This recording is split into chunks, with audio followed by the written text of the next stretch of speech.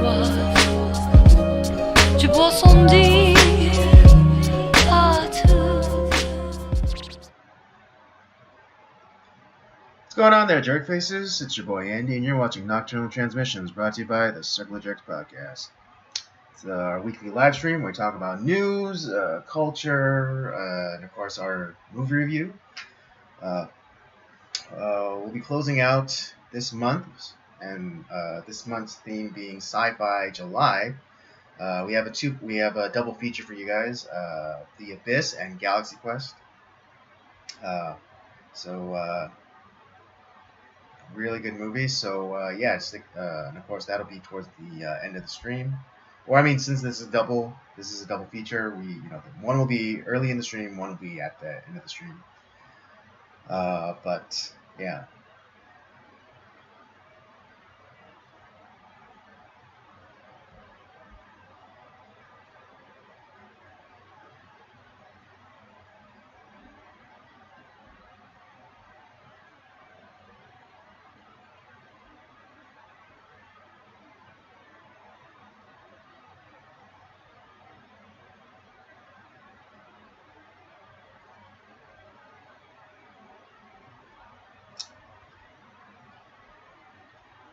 It's pretty interesting.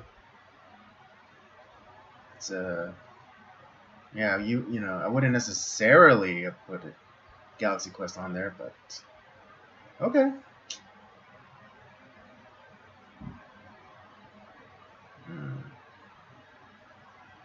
Okay. But yeah, I know. Yeah, we took a little bit of a break. But we're back. As ever, co-piloting this thing with me is the homeboy Rob. One break was more on the fly, and the other one was scheduled. But so I hope you didn't miss. I hope you didn't miss us too much. I know there's a lot of things that happened that I know you guys wish you got to hear our takes on it, but sometimes mommy and daddy, we need a break.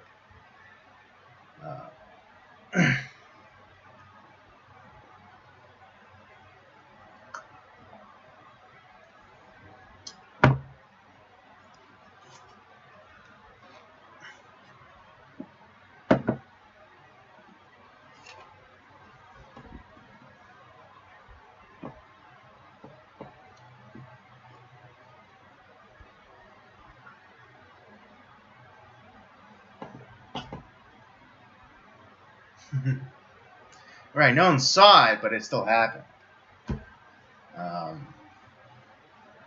Right.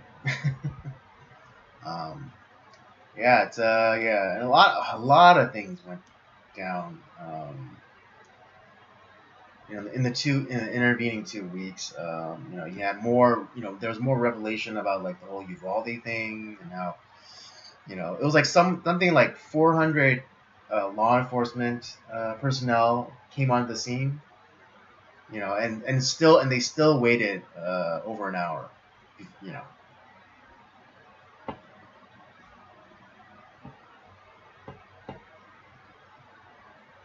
Yeah, every new revelation about that incident, it's face palm inducing, and it just goes to prove, the case for people, kind of like us who are advocates of, small government and personal accountability, which interestingly enough, another story similar proves that case.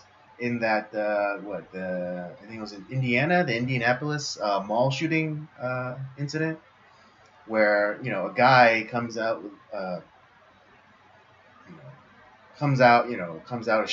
shooting, and a good guy with a gun, puts him down. Yes, I think there were 3 victims in that shooting. Before the good Samaritan was able to put that guy down, but it's not Uvalde, it's not what is it, Las Vegas, it's not Columbine, Right, exactly. Three didn't become 30. Um, mhm,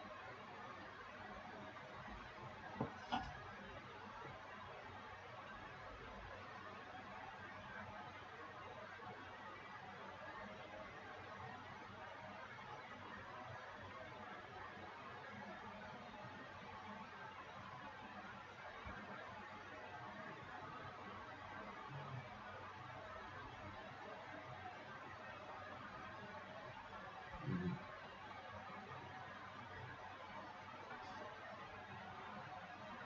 willy nilly. No, gun ownership does have, you do have to have responsibilities. You have to, properly maintain your weapon. You have to, you should know how to use your firearm safely. You should, I think, go to the range regularly, to practice. Um, and you should, and how to, like, how to properly handle your weapon, and how to use it properly. And right, you because should go through yeah, I like, mean, right, because there's this idea that's like, oh, you just want guns, like, you think because you think you're a cowboy or whatever, it's like, and you like you're not gonna, and it's like, and they say like, oh, like, you're not gonna be responsible with it. It's like that, that's 100% projection right yeah, there, and because it's not, because it's like you're saying that because you don't trust yourself with the responsibility of a gun, that you're not gonna take the time to become familiar, to familiarize with it, to go practice with it, and to become a proficient shooter. That's why you say that, oh, like, like, that's why you, again, you project onto other people like what you're not willing to do. And I remember, like, I had the same discussion with my cousin, after some, like, probably some other shooting, whatever, and I was like advocating for gun ownership and like the ability to like constitutional carry.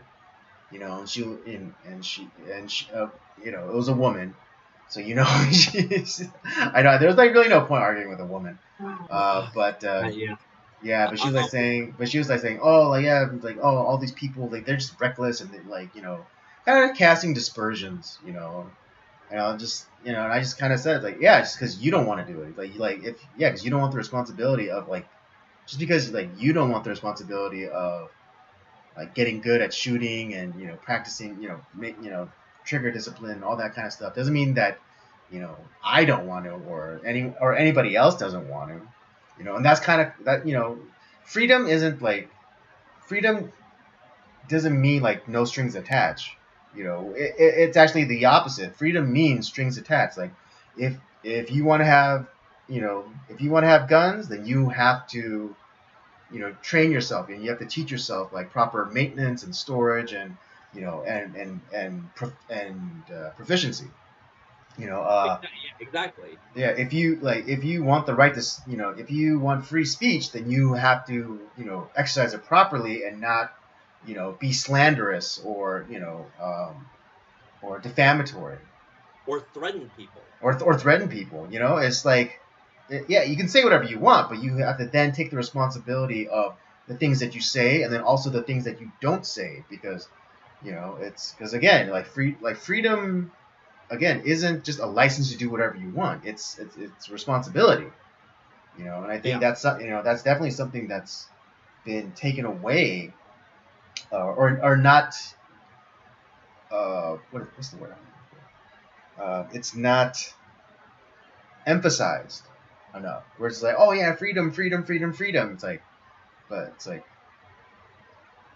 freedom comes with all these responsibilities, though.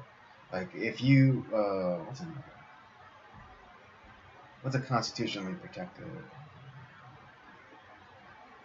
Well, I mean, like you said, the one thing that you also have to, I say this a lot, and it makes people's, heads spin, and they give me dirty looks and stuff, because they know that they don't have an answer for it.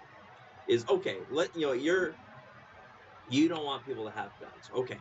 So, Oh, you also hate police. Okay, but, like, so who would we give our guns to? The police. And, up in, until a few years ago, we had someone in the, as the head of the country, Donald Trump, who people are calling literally Hitler. So you want to give up your guns to literally Hitler, in your eyes? Like you want to just give up your way to defend yourself against what you would probably see as a tyrannical government led by Donald Trump, who you don't like. So you're going to give up your guns to the police who you don't like, who you don't trust, who think that your chance of ACAB, all cops are bastards, and to Donald Trump, who's literally Hitler. You want to give up your guns to these people? Exactly. And you shouldn't give up your guns to them. Just as I don't want to give up my guns to the police or the Joe Biden administration or the California government, which is essentially the same fucking thing. I don't want to give up my. It might be worse. Yeah. It might be worse. Just to be real, like the California state government might be worse than Joe Biden. But here's another thing, is that those people who say oh, there's no such thing as a good guy with a gun, they actually believe that. They actually do believe that there's a good guy with a gun. Otherwise, you see these videos where Antifa get the shit kicked out of them, and what do they immediately do? They run to the cops. Yep. So or when shootings do go off, who what number are they calling? They're not calling their friendly neighborhood social worker. They're calling the cops. Yeah. So those people who advocate for gun confiscation or they poo-poo the idea of a good guy with a gun, that's wrong, because they do believe in a good guy with a gun, and the good guy with a gun to them is the police. They just don't they can't put that together in their minds. Yeah, it's really, and I think we talked not on the live stream, but I think we did talk about it in an upcoming episode. I don't know. No, I don't know if we talked about it in our episode, but we talked about it maybe behind the scenes. We were talking about the movie Malcolm X that was done by Spike Lee, and there was a lot of stuff that was talked about in that film that I was like, I don't disagree with this. Where Malcolm X, there's a lot of talk of Black people taking up arms and defending themselves. Mm-hmm. Yeah, I 1000% agree on that. They should. It's especially they feel that the government, and the arm of the government, the police, were being tyrannical, and that they should have arms to defend themselves. Yeah, I think that's 1,000. Partly, as bad as it is now, but partly we have the Black Panthers to thank for gun rights in California, because the Black Panthers in Oakland, they're the ones who are saying, oh yeah, we need to arm up to defend ourselves, and then the government tried to come in and say, oh no, you can't. But the Black Panthers fought on behalf of gun rights and gun ownership. Yep. Yeah, I don't agree with their political philosophy, but in this one instance, they did a good thing. Well, it's funny because not that I watched The View, but I hear ramblings from them. Yeah, you see the clips. Yeah, Joy Behar, she had her dumbass comment of well, if Black people ever get guns in this country, you'll see the gun laws change. Well, yeah, they fucking did. It happened already. It's like that's. Yeah, you're just more than a century, too late. Yeah, you're 60 years too late, lady. It's well, no, because gun, the whole idea of gun laws wasn't a thing up until the emancipation of the slaves, and them settling in white towns and things, and then what's the name of that act? But essentially paved the way for Jim Crow and gun confiscation from Black people. Oh yeah, I know which legislation you're talking about, and it just it was kind of one of those things where it started the road down to have that. Mm-hmm. To create and it all started because they particularly white plantation owners, they feared retribution from their slaves, and so they, worked it so that they could create gun laws to keep freed blacks from getting getting their hands on firearms. And so that's why, whenever I hear someone talking about like, oh, we need more guns, I always just go, why are you so racist? And they're like, and they're confused, and I'm like, well, yeah, because you're you advocating for gun laws is you are aligning with the legacy of racism, because gun laws were only instituted to keep black people newly freed black slaves from getting guns, and and they kind of like, and their heads kind of explode. And don't they talk about this in Birth of a Nation too? Isn't that like one of like the which once again, oh, I'm not gonna watch that racist movie. It's like, well, yeah, no, yeah, it's a racist movie. No, I'm not saying it isn't, but there's still some truth. They make points. There's still some true points that are made in there, and like, yeah, you have these people that are fearing retribution, so they cut off like they hood up essentially, and that gives rise to the Klan. Mm-hmm. Duh. And but like which really scary. The Klan is Antifa 1.0. Exactly. It's crazy to me, like how all these dots just keep connecting.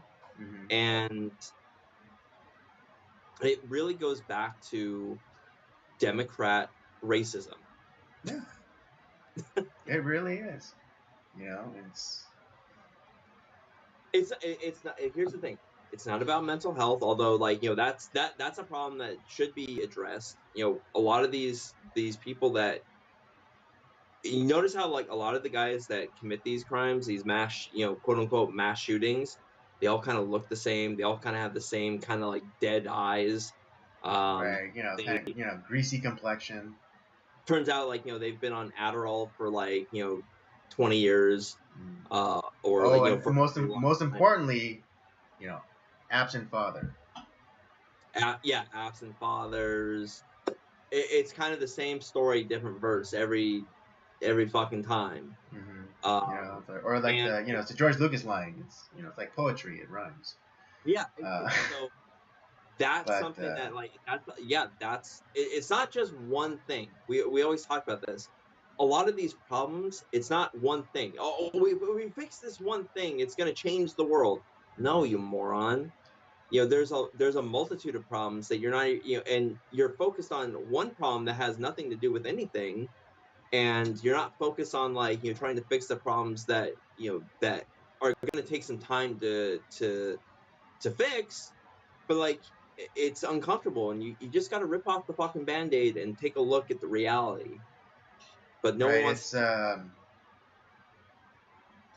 I lost my train of thought.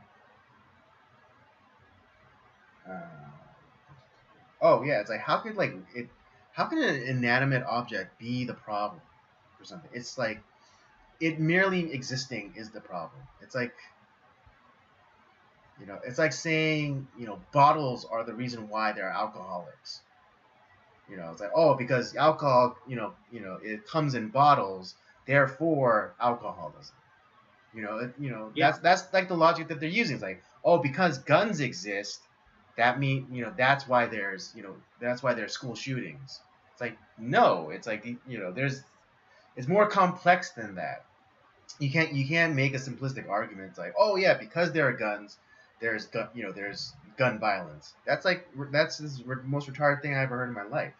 Back in the 50s and 60s, they used to sell shotguns out of hardware stores. And there were no school shootings. I mean, shoot, like junior highs used to they used to have shooting clubs at schools. And it's just like it's not the object, it's the culture, it's a society. If the society is sick, then so are its people. And that's the problem. The people are sick, not that this inanimate object holds inherent corrosive corrosive effects to a civilization. It just it's crazy how when you start to like look at, once again, you look at history. We talk about this all the time. It's kind of that we do it in movies, the cinematic archaeology. But when you it's the same thing with looking back at these problems. It's like we can look back, 50 years, 20 years, 50 years, 100 years, and you start to pick up these little dots.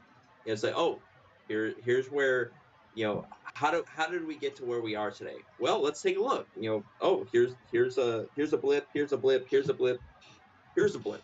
Here's where it started. Mm-hmm. And because history isn't taught anymore, and I can't imagine, there's all this like weird revisionist garbage history that's being taught. Yeah, Well, it's I not mean, history. particularly the Howard Zinn, history of the world bullshit. That was the first real big domino. Yeah. Because I mean, there's a lot of like other bullshit that was written around the same time, but his is like stands above the shit. He's on top of Yeah, the he's shit head pile. and shoulders above all the other bullshit. Yeah, that's one. Now we have like the 1619 project. That's another one. That's like even though it's been, even people on the same side as her, have debunked it, but it doesn't Right. matter. It's still like, oh no, the 1619 project. That's what's reality. It's like, no, it's not. That's the thing. Yeah, you can't say a country was founded before the founding of the country. That's stupid. Yeah. Yeah, and if you really want to split hairs on this, then you really have to take umbrage with the British, because we were a colony of them, and it's not that free thinking, it's not Americans that brought slavery to the continent, it's the British. Yeah, it's, and that even like the founding fathers who owned slaves recognize that fact. You have inflicted this thing upon us. And that was part of like the Declaration. It's like, you have inflicted this upon us. I don't know if it was in the final draft, but it was definitely in drafts of the Declaration of Independence, which you can read. They still exist. They're Yeah, still they're archived, they're available. So you can see what their thought process was. Mm-hmm. And a lot of them inherited they didn't like buy them themselves. It's not like they were on the slave blocks buying slaves. No, they inherited this problem. And while they didn't get rid of it in their time, but they created elements to, like, they trusted that their descendants would utilize the building blocks that they had set in place to eventually get rid of slavery. Right. And they created the best system that they possibly could, and then they entrusted the work of eradicating slavery from America to the preceding generations. Like how beautiful is that sentiment? It's like, yeah, it's like we know this thing is bad. We can't address it in our time, but we'll create a system for those who follow us to complete the work. How beautiful is that? Oh, but Andy, Robert, they thought that black people were, they were like 3/5 of the person. They weren't a whole person. It's like, no, you fucking moron. The 3/5 compromise. We've talked about it. That actually curbed slavery. All right. That's that's. They don't even realize. Yeah, they don't even realize, because like they distort the facts, because the 3/5 wasn't taking like each individual black person saying, okay, you're 3/5 of a person. No, it's the total population of black people, only counting 3/5 of them, because the Southerners wanted to count all of the black people, all right, so that they can have an over-representation in Congress. That's the thing. That compromise, is what helped to curb the growth of the democratic South and slavery, because it would have gotten worse had they been Yeah, like allowed if to they do could you what they want. imagine if they were able to count the population of slaves, as the same as a freed citizen, then they would have able to hold a supermajority within the Congress. Well, And so because like they get like if ever that someone tried to bring a bill trying to abolish slavery, then the Democrats, the Southerners, they could just immediately put the kibosh on it. here's what would have happened had that not had this compromise not taken place. One, they would have gotten more slaves. Or whether they would have bought them or just bred, like force them to breed. Right, because let's say the what is it? I forget what act it was, but it prohibited the transport of slaves from Africa to America. Yeah, well, I mean, so there's that. It would have allowed pretty much like where, so you would have like where either through sale or through breeding, where they would have created this populace that not only do they not are not allowed to vote, they in reality, like, they don't think of them as people. Right, but they try to use their bodies to further their agenda. And the whole idea of like where it creates a super majority where, like, there's not only are they not, if there's anything that, like, to oppose slavery ever comes up, which they would completely like outmaneuver that, and I don't think the country would have survived. No, And right, we and would have maybe we don't have a civil war, or it could have been the exact opposite, and it would have been the Union to break off from these Southern Democrats. that's the thing that, like, it's crazy to me. It's like, man, that one thing really, like, changed the whole. Obviously we don't think of black people as 3/5 of a person, no, but for them to for that to happen, that was once that happened, that was really the start of, like, leading us down to this road to ending slavery. Because had that not happened, had they been allowed to count slaves as a whole person, a populace that can't vote, it would have made things so much worse. And we probably, if the country was still, like, surviving today, it would be completely different. Yeah, I mean, because like, what if they were able to pass laws that really like curbed immigration? I know, like, they say like, oh yeah, immigrants come here, but that's only because, again, they're doing it's the same play. Oh my god, it's the same play. Like, this immigration stuff, it's the same play as the 3/5 thing, because they want to use these people for votes. Yep. It's the same play. It's the same play right now. Like, all these Democrats who are like bleeding heart and saying, "Oh yeah, give me your tithe, you're poor." Yeah, the Statue of Liberty. It's like, yeah, that's not legislation, but yeah, that's what it is. Like, it's the same play. It's the same fucking play. The same. It's the same political party doing the same goddamn thing that they've been doing for what, almost over 200 years. Yeah, I mean, since pretty much since like the inception of the whole party system. It's nuts.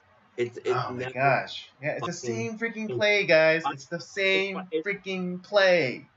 Seeing your eyes open, Andy, like in this moment, it makes me very happy. I mean, I knew this at some level, but it's just like, but it's just like when you finally say it out loud, it's like, and again, kind of like what you were saying with like connecting the dots. It's like, history doesn't repeat, but it rhymes, and so yeah, it's the same thing. It's the same thing. It's the same play that they're always trying to do. Yep. Like now, because they realize like it's, because again, it's like they're just using. I hate to use this particular verbiage, but they're just using black and brown bodies. All right, they're just using black and brown bodies, just like the same way that they've always have been. Ever since the Three-Fifths Compromise, ever since then. Well, they have now kind of taking it back to what we were talking about before, like they've kept these people from not only from owning like firearms and finding ways to defend themselves, not relying on the government. Mm-hmm. They've curbed that. They've Oh made them yeah. they've made them afraid of firearms. They've taken away the family structure. Mm-hmm. They have in a sense, and now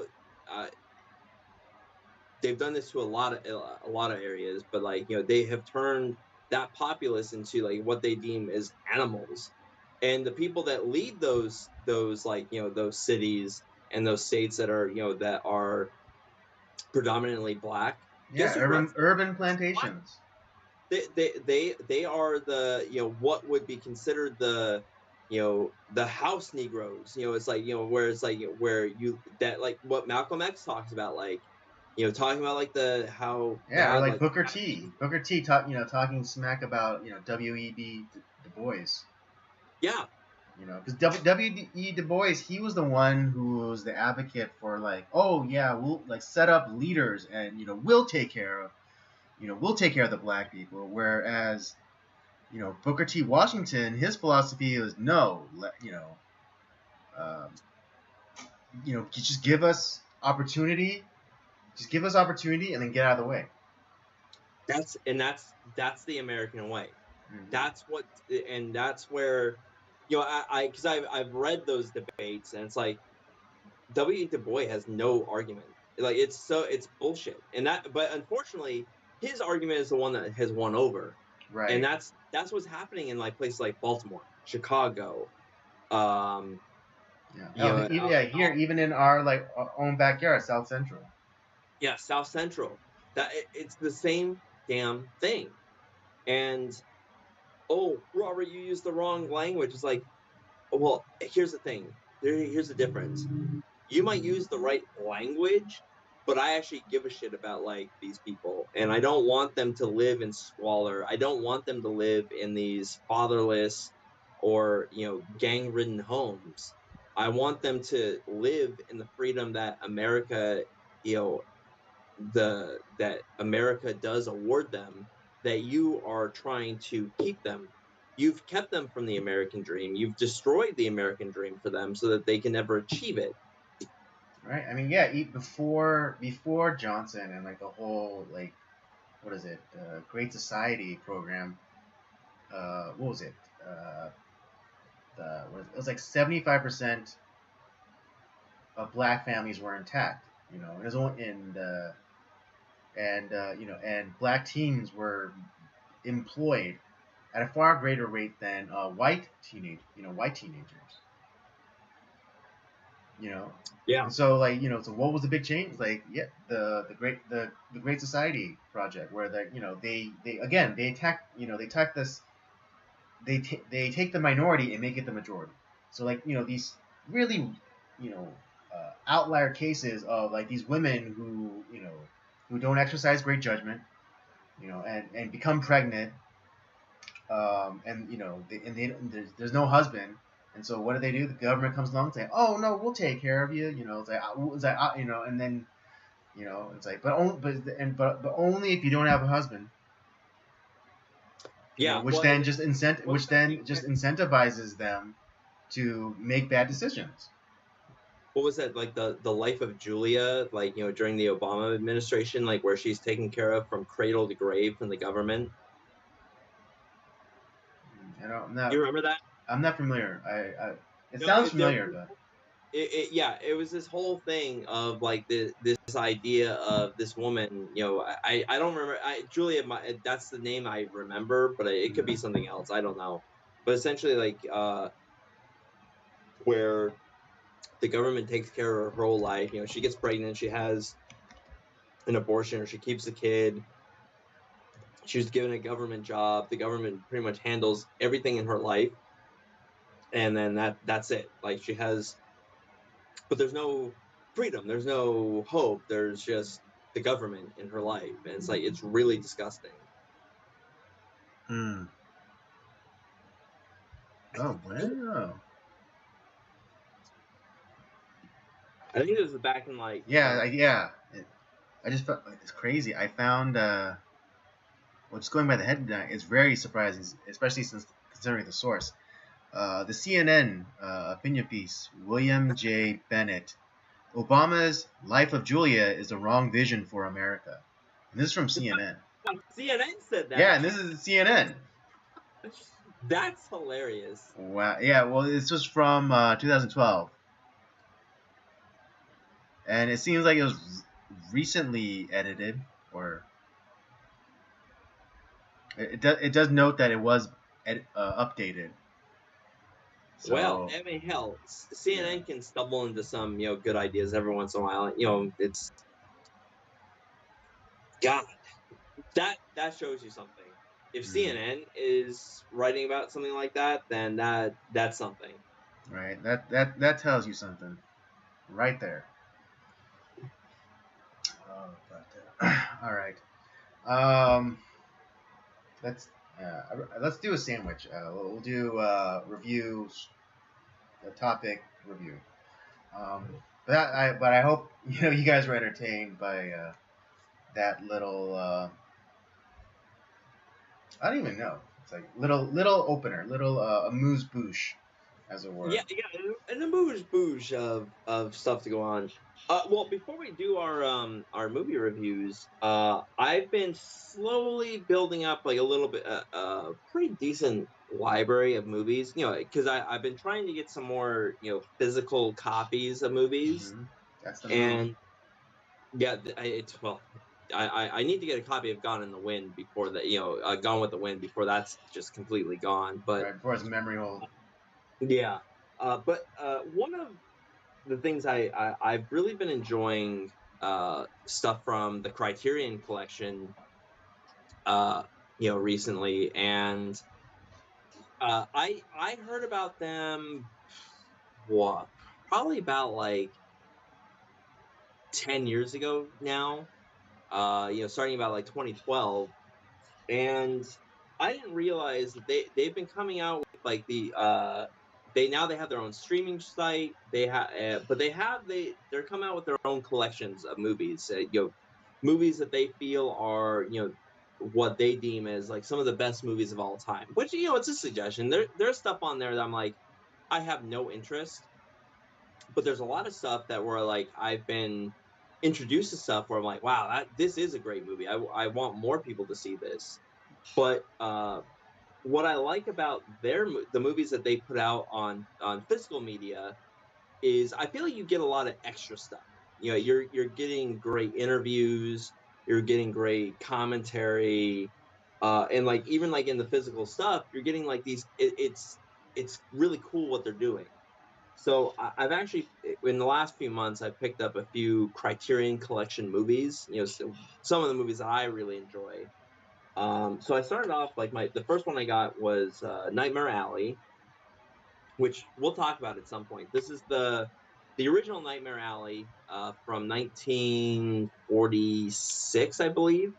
And I got this because I knew the new one was coming out, and on Criterion they had on their streaming site they had the original Nightmare Alley. So I watched the movie, I listened to the commentary, and I was like, I love the movie so much. I was like, well, I got to get the physical copy of it, and it's kind of cool because you get like you get like all these like pictures and essays and stuff in there.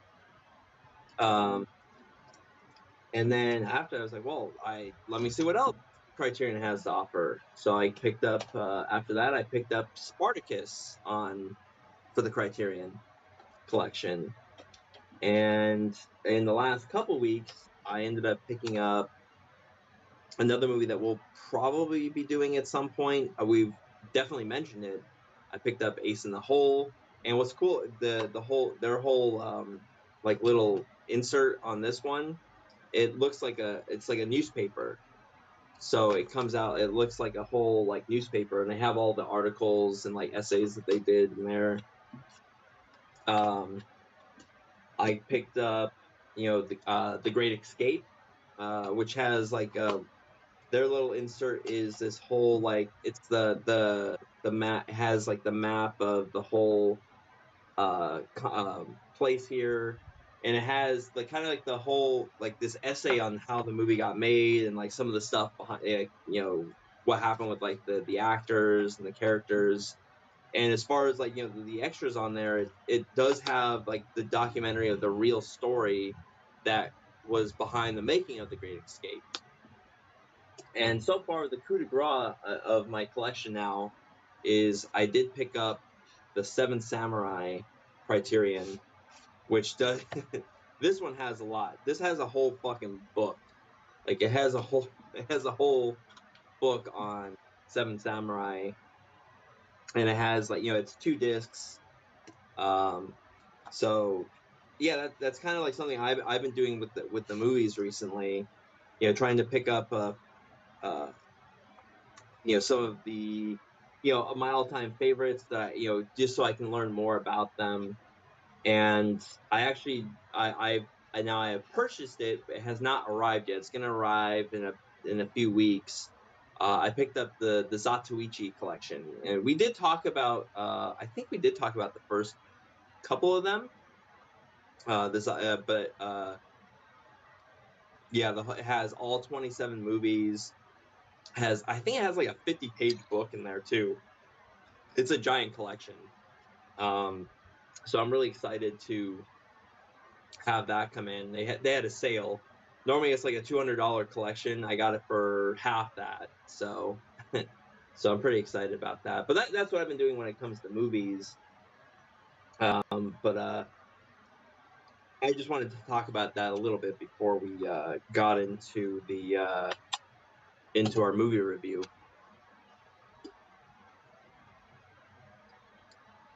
All right. Yeah, and I recommend for cinephiles, really check out the Criterion streaming site. They have some great stuff on there. And if you like you're cinephiles like us, and you want to like, I want to hear what Akira Kurosawa has to say about his films, or John Ford, or Alfred Hitchcock. We did what was it? Close Encounters of the Third Kind, and Francois Truffaut, who's also a director, he does the whole interview with Alfred Hitchcock. That you can watch on the Criterion streaming site. It's great. So I recommend that. Not to plug other shit on our channel, but like, yeah, it's really good. Yeah, not that Criterion's giving us money for this. I wish they really, would. yeah. I mean, yeah, it's just Criterion. If you, maybe cut us a check and we'll talk nice about you. I talk nicely of you with no money, so I know, right? Yeah, still waiting on that Cactus Cooler money. Still waiting on that Rolling Rock money. Or if you can pay us in film, we'll take your films on Blu-ray. I'll do that. Saying, cut us a check. We'll talk nice about you. But anyways, on to the first movie review, and we'll do The Abyss first. Yeah, sounds like a plan to me. All right, let me hit y'all with the synopsis, and we can get going. When the crew of an underwater oil rig are enlisted to assist in the rescue of an American nuclear submarine at the height of the Cold War, they discover a strange and mysterious force living in the deep, and their rescue mission becomes an adventure into the wondrous and the unknown. This movie, The Abyss, from 1989, starring Ed Harris, Mary Elizabeth Mastrantonio, Michael Behan, directed by James Cameron. Is his name Bain or Behan? I don't know. I've always said Behan. I thought it was Michael Bain. Maybe, I don't know. I never actually heard his name spoken out aloud, so I'm not sure. It's kind of like this is like this and Tombstone are the only movies I can think of, because when I think of Michael Bain, there are 4 movies that I think about: Terminator, Alien. Better be. The Abyss, and Tombstone. Those are the only movies I know that he's in. That I've did you say 4? 4. What was other than Tombstone and So there's this film, The Abyss, right? which I didn't know he was in. I just thought it's like, oh shit, that's Michael Bain. Awesome. Right. Like, there's Tombstone, obviously, because he played Johnny Ringo in Tombstone. Right. He's in Aliens. He's one of one of the soldiers there. That he's one of the Colonial survivors Marines. with Ripley. And then he's in Terminator. He's Kyle Reese. Right. Okay. I don't know what else he's been in, but like He was in The Rock for about 10 minutes. Was he? Oh, yeah, he was a Navy SEAL commander. Oh, you're right. He was. But he hasn't really done much recently. Yeah, I don't think he's done anything recently. Yeah, I mean, most recently he was in The Mandalorian season 2. No, he wasn't. Yes, he was. Where was he in? I don't remember. I didn't recognize him. He was in the episode where the Mandalorian tracks down Ahsoka Tano. He was in the Yojimbo episode? Yeah, they're using the Yojimbo episode. Get out of here. How did I miss that? I don't know. But he is. Anyways, I'm going to have to rewatch that episode. I did not see him at all. Yeah, he's there. He's like the heavy. God, how did I miss that? I mean, he is older now, so he doesn't quite look like his younger self. Yeah, but the Abyss was your choice. Why did you choose the Abyss? What about the Abyss is like? Was it one that you had seen before, or is it one that you just wanted to watch? Right. I saw it as a young child, and the visual effects were just so amazing. Oh yeah, they're great. That it just kind of like really stuck with me, even though like I really didn't like go back and like watch it as like in the intervening years. But something about that movie just always like stuck with me, and so and it's very science fiction-y, and and we had just watched, or when we were coming up with the list for Sci-Fi July,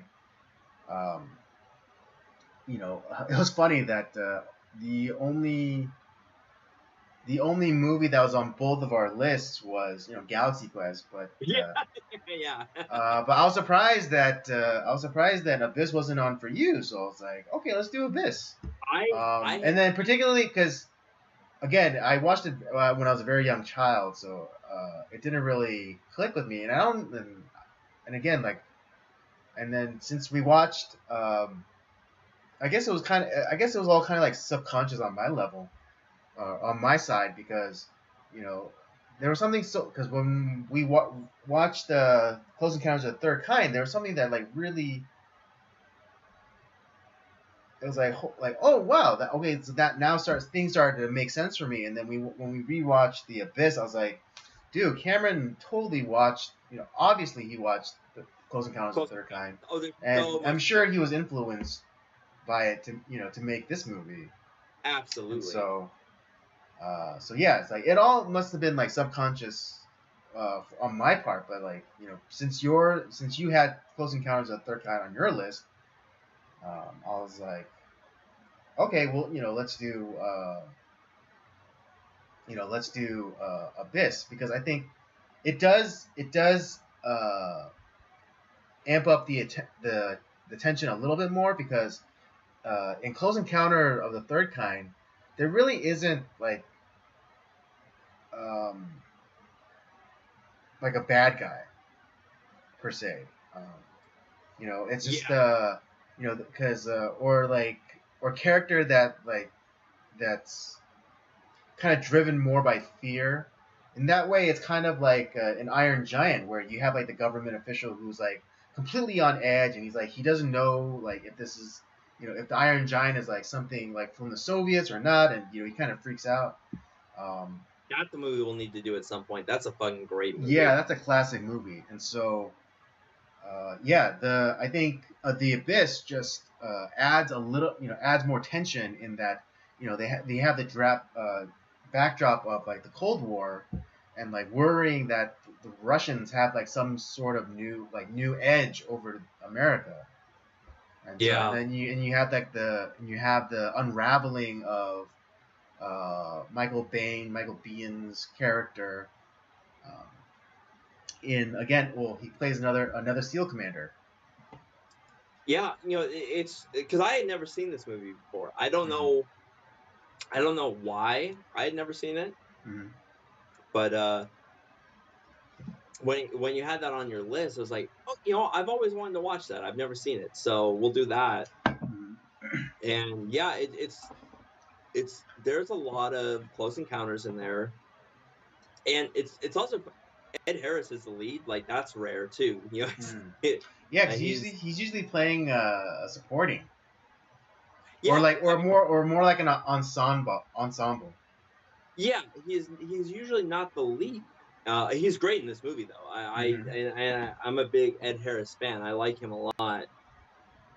But yeah, this film was very, because, and you and I watched different versions too. You watched the extended edition, I Mhm. think. I watched the theatrical cut. So Mhm. there's things that you saw in the film that I didn't see. And because when we were talking about the film, behind the scenes, you're like, how did you not catch this? I'm like, there's nothing there. It's like, what the hell are you talking about? I didn't know that there was like an extended edition or whatever, because and because I brought up the point, it's like, yeah, this feels very like, Close Encounters of the Third Kind, where like you're kind of scared of like, what the hell is this entity? Like, is it the main premise of the film is they're deep sea divers. They are trying to figure out like uh, there's this weird alien presence that attacks this sub, and this deep sea crew is there to kind of figure out like if there's any survivors on the sub, if to figure out what happened. And there's this, the seals have this secret mission to kind of like, get the nuclear missiles off the ship, it's Right, for the whatever they're. warheads.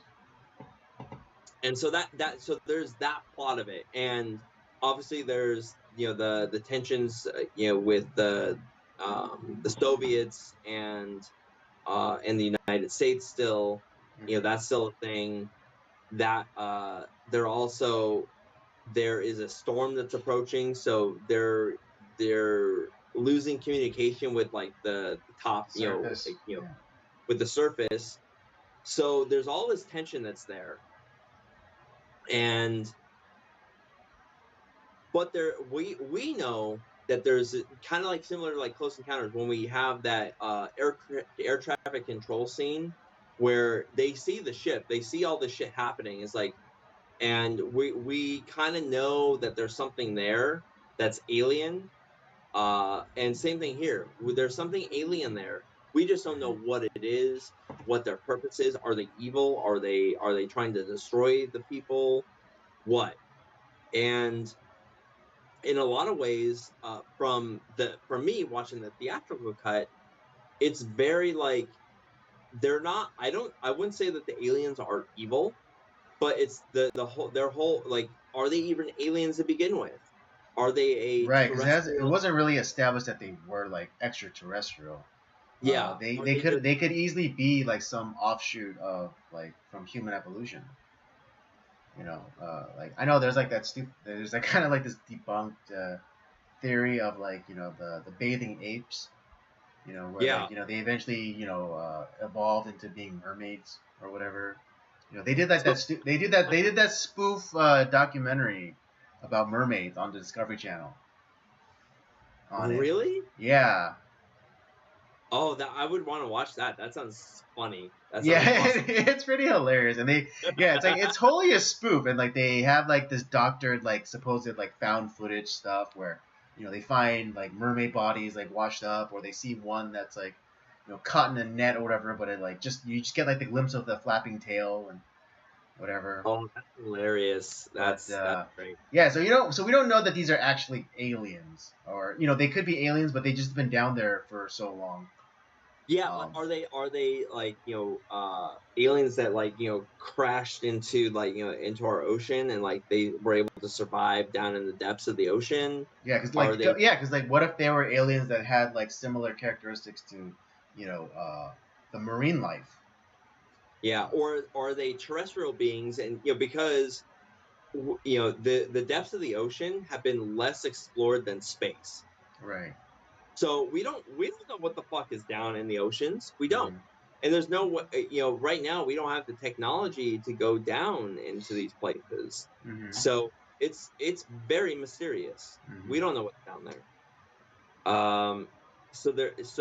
But then Yeah. do they have an evil intent? Are they like predators? What are they? We don't know. Yeah. Are they And xenomorphs?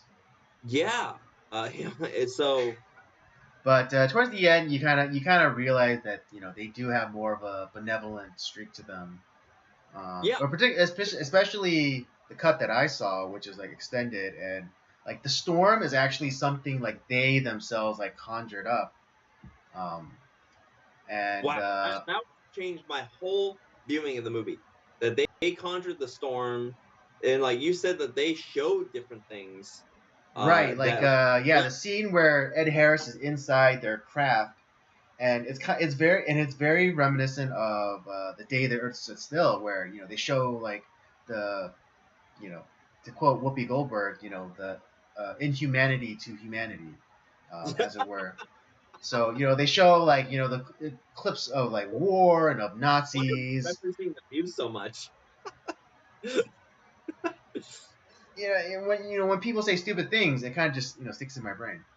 Yeah, But yeah, like they show clips of like wars, and tanks and like Nazis and nuclear explosion, the test footage. And it's a very like day the Earth is still sort of thing where they're like it's almost like a warning. It's like, hey, don't do this. But also it's like because they also conjure up a giant like mile high tidal wave or something that's gonna like crash into like all of these coastal cities. But because of Ed Harris character's like humanity, they actually call it off. wow. The theatrical cut, they cut all that shit out. There Yeah, I was mean, none of that. right? Because I know that there is a scene where he's inside their craft, and then the aliens show him that they were monitoring his communication with his That's it. That's ex-wife. like Yeah, and that's that's where all. it's That's all you got. But yeah, I guess I apparently watched the extended version. Um, yeah. yeah. So when I was talking, so when I was when we met that time to record for the main podcast, Rob was like genuinely confused at what I was saying because I got a little bit extra. I was Um, like, did I fall asleep and I didn't know it? right. Yeah. And then so I asked him to show him like at least just the ending of what he saw, and it's like, yeah, it's like they like Rob saw the theatrical cut, obviously. Um, And so, like, all it does is like show that the aliens were monitoring communications with Ed Harris's character and the ex-wife character, and he is showing like his willingness to sacrifice himself, and showing like that humanity does have like a good streak in them or whatever. And so, at the end, even at the end of the theatrical cut, the storm miraculously dissipates. Probably the effect of the aliens. Yeah, Um, yeah, so at least that part is consistent with what I watched. yeah. Because like it's essentially like Ed Harris's character gets rescued by the beings Mhm. in the ocean. He is, from what I saw, he's shown his communication of like his messages to his ex-wife, probably gonna be his wife again, Mhm. and uh and then it cuts back to the crew, they're like they assume he's dead, and that like they finally like the storm starts to clear, and the communication between the surface and their ship is resumed, and it's like they're like, hey, yeah, whatever you're gonna do it now. We only have like 17% oxygen left. We're almost done here. And that's when like they started getting communication back from Ed Harris, and like their whatever their ship is, their it raises everything up. And miraculously, like, because the thing that like shocks a lot of the characters, like, wait a second, we didn't go through the whole decompression process and we're fine, because they were way deep. They Right. did. For those of you unaware, like even when you're down like that deep and you're like breathing in like recycled air or just like pure oxygen, like there's a danger of developing uh, nitrogen bubbles in your They system. call it the bends. Yeah, they call it the bends, which as you come up will start to expand, which causes great pain. And so They can you know kill you. it can kill you, and you typically have to just as Rob said, decompress, and that's a process of being like slowly weaned off of like basically pure oxygen. Yeah, and it could take like a couple, could be a few hours, could be a few days, could be weeks, depending on like how long you're down there. Mm-hmm. It's the same thing process like when you're in a submarine. There's a whole process that they go through. It's fucking insane. That's why I Mm-hmm. was like, fuck no, I'm not going on a goddamn submarine when I was in the Navy. It's Oh like, yeah, because you were offered a billet, right? yeah, A position uh, on a as to do fuck no. nuclear like technician stuff. Yeah, there's a whole like training like process. Just they have a whole they just have like just for submarines, they have a whole like training process for submarines. Because Mm-hmm. that's a whole 6 months in itself. How like just getting your body ready to go underwater for that long. Eh, Fuck that. Fuck fuck the submarines. It's seriously. Um but yeah, like so that whole process is eliminated, and they're like there. So that's miraculous. And like I said, that's where like for me it's like I kind of like the theatrical cut in that sense, that there's Mm-hmm. not a lot explained, not in like where it's like they had no idea what they're doing, but it's ambiguous, but they bought their ambiguity. Like I was like, okay, well, what was the purpose of these beings? Like what were they, what was their purpose? Like where did they get their power from? It's not explained, and I kind of like that. Yeah, the I kind of, mystery. The mystery's still I don't, intact. yeah, I don't know if I would have liked the extended edition as much, because it's like, oh, it's kind of one of these things. They're powerful beings that are watching the earth and ready to destroy the humanity if they're not careful. Mm-hmm.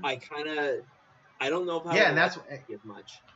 that's why I said it was like very much like Day the Earth Stood Still. Yeah, exactly. See, now I like the Day the Earth Stood Still. I think that's a great movie.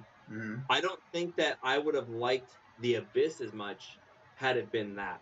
And that's Mm-hmm. what we get. That's obviously what you get in the extended edition.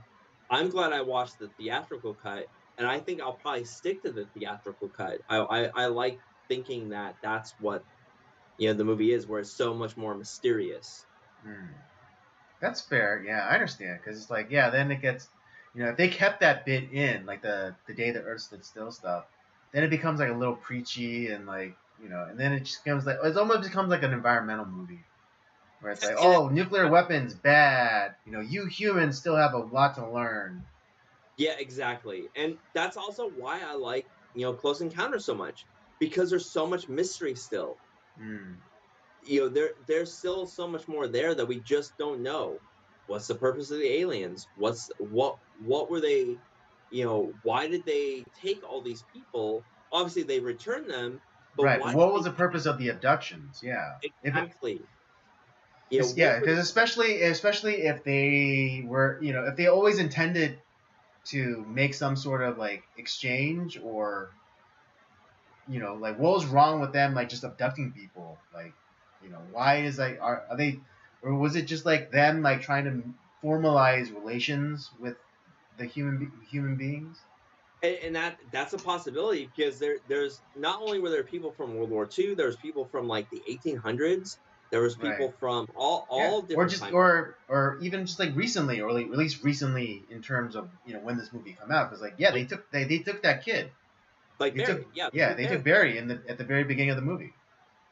So, and I like the mystery of that, and that's why I think I like the theatrical cut. What turns out to be the theatrical cut of The Abyss, I Mm-hmm. like that more. I like the mystery. I want it to be a mystery, Mm-hmm. and yeah, I'm kind of glad that we both saw different versions of the movie. Mm-hmm. And yeah, you were like looking at me like, what movie were you watching? Yeah. Like, there's how did you not catch this? Right. No, but like you said, I think yeah, I think at least for the theatrical cut, I'm glad they cut out that whole like sub thing about like nuclear weapons and things like that. I don't Um, think it needs. I I don't. don't think Yeah, it. I'm agreeing with you that it didn't really need that because it was like the mystery of like the aliens is enough. Yeah, Yeah, I you like the whole the whole nuclear weapons thing did add a sense of drama, but it didn't need to be like the it, it ended up it was kind of like they brought the nuclear weapons back to like the foreground again. yeah. See, When it was like really it, all about the aliens, like it like it's stupid. yeah, It doesn't answer questions I want answered, right. and so you don't need it. I think honestly, like that's a good edit. Like as far as like the theatrical cut was edited well. Hmm. Yeah, I would agree with you. And because the way I thought it was like the reason they decided to save Ed Harris, like they used their power to save Ed Harris because they saw him as a good person, sure, and like it's obviously like they were showing his communication with his although we know her as his ex-wife, but like that's not how they saw the communication between them. Or They well, saw it like as like, that's not how. Well, because in the communication, he like he relays that like, oh, I knew this was a one way trip, but I had to go anyways. It's like I love you, and then it's like wife. he did wife, which that means like in his heart he never really like divorced her. Of course he didn't. He never did.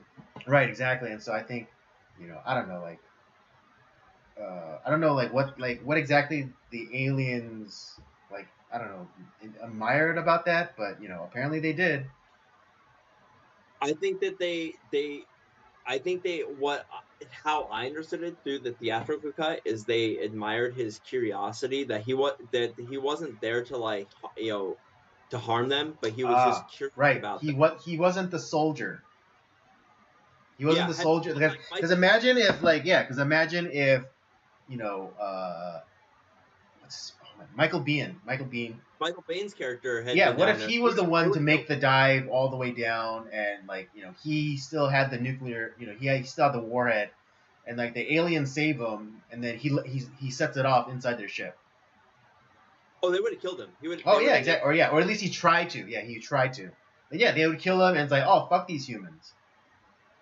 Yeah, but because Ed Harris is the one that makes it down to them, and his communication shows like he was in a sense he was just as curious as like his like had it been like him or his wife down there, Mm-hmm. I think the same result would have happened because um he was curious, not he wasn't there to harm them, he was just like I got to find out what's going on. Not only did he save them from the warhead, he dismantled that, but it's like, well, I'm down here, I'm not going to make it back up, so I might as well just go down more and see what this intense light is Mm-hmm. and see what this is all about. And they rewarded his curiosity by saving him. Mm-hmm. They used their power to save him, and I like that part of it. That where it's like they're not some dangerous creature. That Right. they Yeah, and do then have. in that vein, they fall. The abyss is in the same vein as Close Encounters, where it's like Yeah, the aliens like the aliens didn't have at least they haven't portrayed themselves as having some malevolent intention for humanity. So too that these aliens, creatures, whatever you want to call them, they too, like they're not quite sure what to make of humanity yet, and I don't think they necessarily even had malicious intent for humanity, but they're waiting to see what kind of people we are. Yeah, that I agree with, and I think that's the same idea with Close Encounters. That's what they were trying to figure out too. Mm-hmm. Um, and it's scary, yet I don't think the aliens have bad intent either. They're just trying to figure out what are these people like, what are they trying to do, Right. and are they dangerous to us, because they haven't dealt with humanity, and humanity hasn't obviously dealt with them because they haven't had the technology until now to do it. Right. So yeah, it's a really good movie. I think the theatrical cut is the better cut. I don't think I would have liked the extended edition as much. Mm-hmm. And I think if I ever buy The Abyss, I'm gonna find the theatrical cut instead of the extended edition. Yeah. Well, I'm sure like if they ever do, like the extended one will just be kind of like an addition to the theatrical. I would hope so. I would hope they would have both, just so I can just I would like to could do the comparison. Right. But yeah, where it's like if I was gonna buy one over the other, I would get the theatrical cut for sure. Anything else But that you want to add? no, that's all I have to say about The Abyss. I really like the movie. Mm-hmm. I like the mystery. I like the characters. I like the Mm-hmm. relationships. I mean, it feels like this crew has been together forever. Right. And Yeah. It's like it's very it's very believable that all these people like have a history with each other. Um, Particularly what's that one black character? shit, yeah, Stand I by. forget his name. Oh no, the woman. Oh Oh, yeah, Lisa. yeah, she's great too. I like her a lot. Lisa. But it was funny how like I think she took it particularly hard when Ed Harris's character and Mary Elizabeth Mastran hold on, She has a long name. Mastrantonio character, like when they separated, because like she like had like a lot of animosity towards her, Yeah, I think and that's at the least in thing. the Like beginning. At least in the beginning. we know that there's something like that something big happened between them. I don't know if it was just an ego clash, Mm-hmm. but but at the same time, they're made for each other. Right. Oh yeah, And but like yeah, but just like even just obviously sides were taken, but generally speaking, or at least like she the took her she the yeah crew was took it the yeah crew the took Lisa character, yeah, she took a side, and she obviously sided with you know uh, Ed Harris's character. the entire crew took Ed Harris's side. Yeah. So which makes me believe that it was his ex-wife's problem, that like she was the one that did something. Right. And but like I said, the whole crew, like their chemistry was amazing. Mm-hmm. I like it felt like this long stand everyone felt like it was this like super long standing relationship. And this is a movie like kind of like when we did Henry Portrait of a Serial Killer. Mm-hmm. Why is Ed Harris not the lead in more movies? Like just like Michael Rooker, I would love to see Ed Harris in the lead more. He's a lead actor. He can do it. Yeah, he totally can. Um, He's so good. I mean, even in The Rock, he was very compelling as the And he's a general. great and that's the thing. He has range. He can be the villain. He can be the good guy. He can do I think he can do action. He can do drama. He can do anything. And the fact that he's not a lead in something, just oh man, it, Yeah, it's like you're I right. think that He like yeah he does star and stuff, but he's like it's usually like split, like the just like in The Rock, it's not just like Ed Harris starring, but it's also like Nicolas Cage. So they're like the like main actors. yeah, and I think that the closest he got after that too was probably A Beautiful Mind. Mm. Oh yeah, he played the hallucination, but Yeah, yeah, I guess. Yeah, I mean Russell Crowe obviously is the main guy, but he stole the show, obviously, but like and he's the lead. But yeah. that's I think that's the closest that Ed Harris got to being a leading part again. Well, out again, because it's just fresh on my mind. But The Rock, yeah, I think that's another time where he was close to being the main, like the main. Yeah, but yeah, it's just kind of it's But he sad. kind of It's yeah, sad. but it's like Ed Harris usually like shares the spotlight, as it were.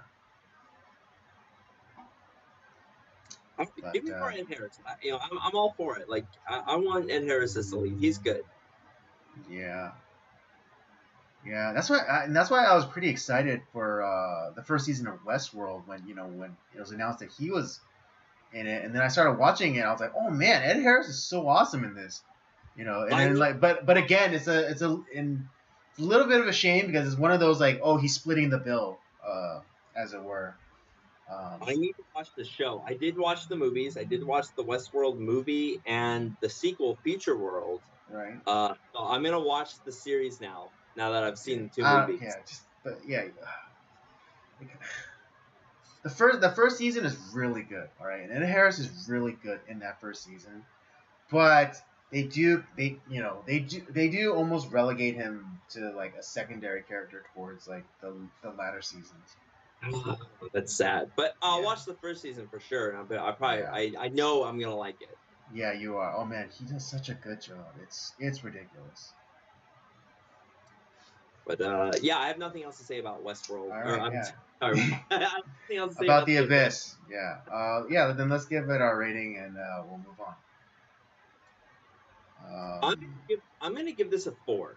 Um, Based off the theatrical cut, I really like it. I love Mhm. the mystery. I love the characters and the chemistry that they have together. It feels very real. All the relationships, like we don't know the depth of the relationships, but we know that there is depth. And Mhm. although like a lot of the guy, outside of like Ed Harris and Michael Bain, a lot of the all the actors, they're a little bit lesser known. They've done a bunch of stuff, but like Mhm. they're not like super famous. Right. But man, they really do a great job in this whole movie. Yeah, absolutely. Uh, yeah, because like the rest of the crew are pretty much like archetypes. You have like the little brother character in what's his face, the guy with the rat. The Rat Boy, yeah. Yeah, the rat boy, and then you have like kind of like the big brother character in who's that guy?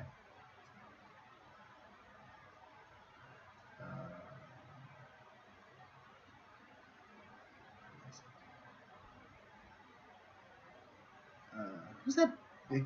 Is it Lou? Yeah. The big burly guy with the Yeah, with yeah. the with the Green Bay Packers jacket. Yep.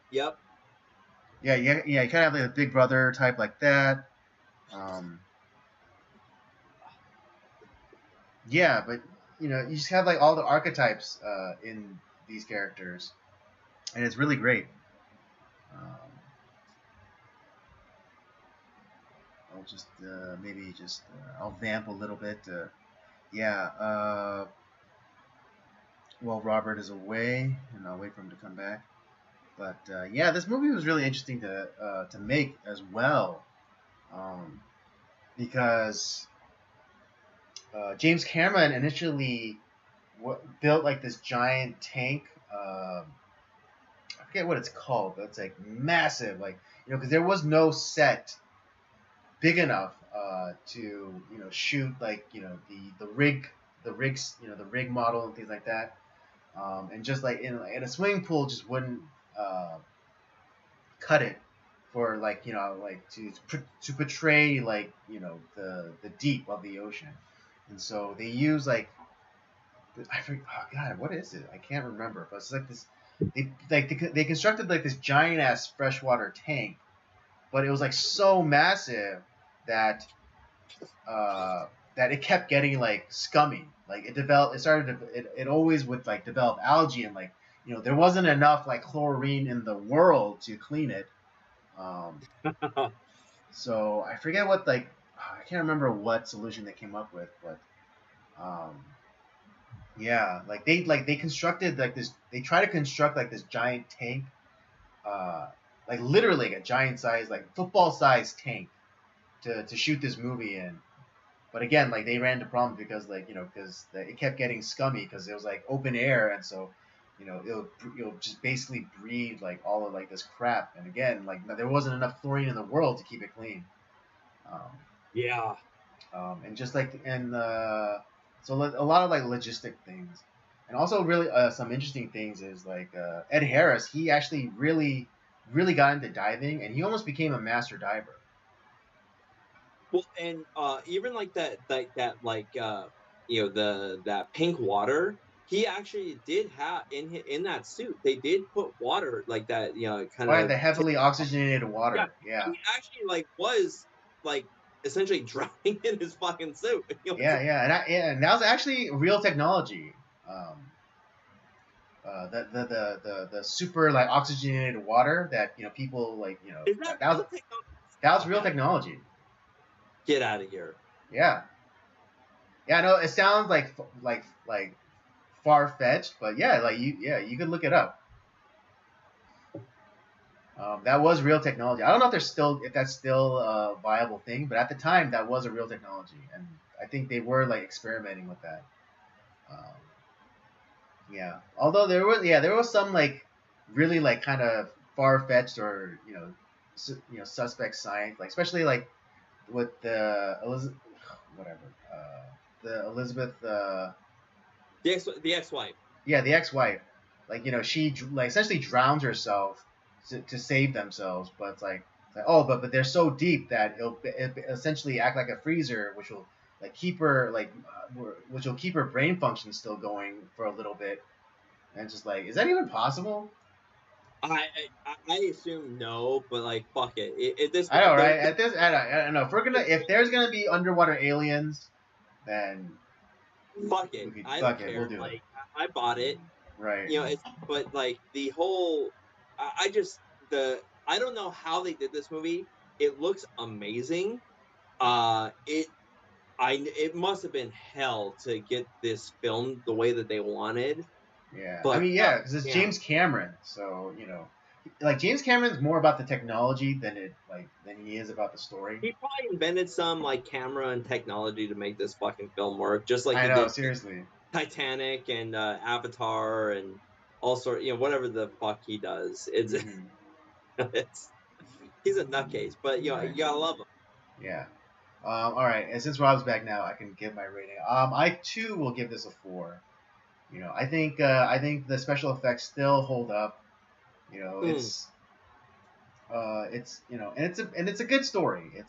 Especially particularly if you take out if you just watch the theatrical version, it's a really good story. It's a really nice tight story. It's cut. It's so tight. It's so good. Mm, And if you like a good mystery, like and there's tension all throughout.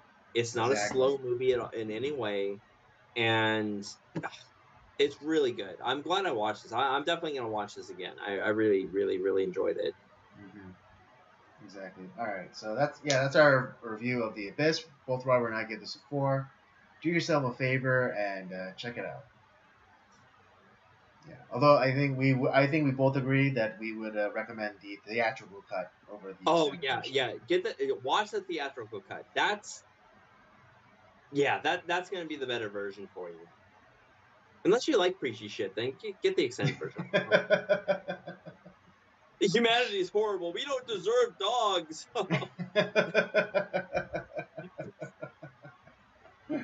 Oh, hilarious. All right. Well, we only had one topic for the day for this stream, and we kind of we broached it a little bit at the beginning. Uh, you know, particularly about guns, but we're going a little bit deeper. And I seriously wanted to talk about this story about this woman who was almost murdered And the community, or not like, it wasn't her community because obviously these people didn't live there, but they came, they had like a candlelight vigil or something in honor of the guy who tried to kill her. And what is it? This guy, he tried, he shot this woman through her apartment door, and he had a standoff with police. And it didn't seem like he was going to be able to be talked down from. And then, a shot presented itself, and the police took it. And then, a few days later, the woman, like, had, she, I don't know. I think it was a few days afterwards, and like they released the scene and everything. And this woman came back to her apartment, and there was, like what ostensibly was a vigil for this guy who tried to murder her. And she, and obviously she was distraught, and so she was like yelling at these guys, saying like, this guy tried to kill me. It's like, my kids are gonna, like, my kids are, because she had kids, and they were in the apartment when all this happened. So her kids could have been murdered as well. Yeah. And so she kind of goes off on these guys, saying like, they're, and it's so crazy because you know, they were telling this poor woman like to shut up, and she was saying like how that there's bullet holes in her walls, and literally one guy shouted out to her, it's like, yeah, but not in you. Let me guess. She was so it only been a tragedy if I had died. Yeah. Let me guess. She was white and he was black. Well, he was black, but she, I think, was, I don't know, her last name was like Yarborough. But she looks but she looks kind of Latina.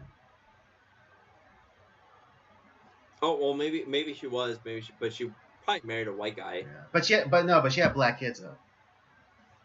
Oh, maybe not. So she banged a black guy at least. Yeah. or a couple of black guys. Not what I would think of as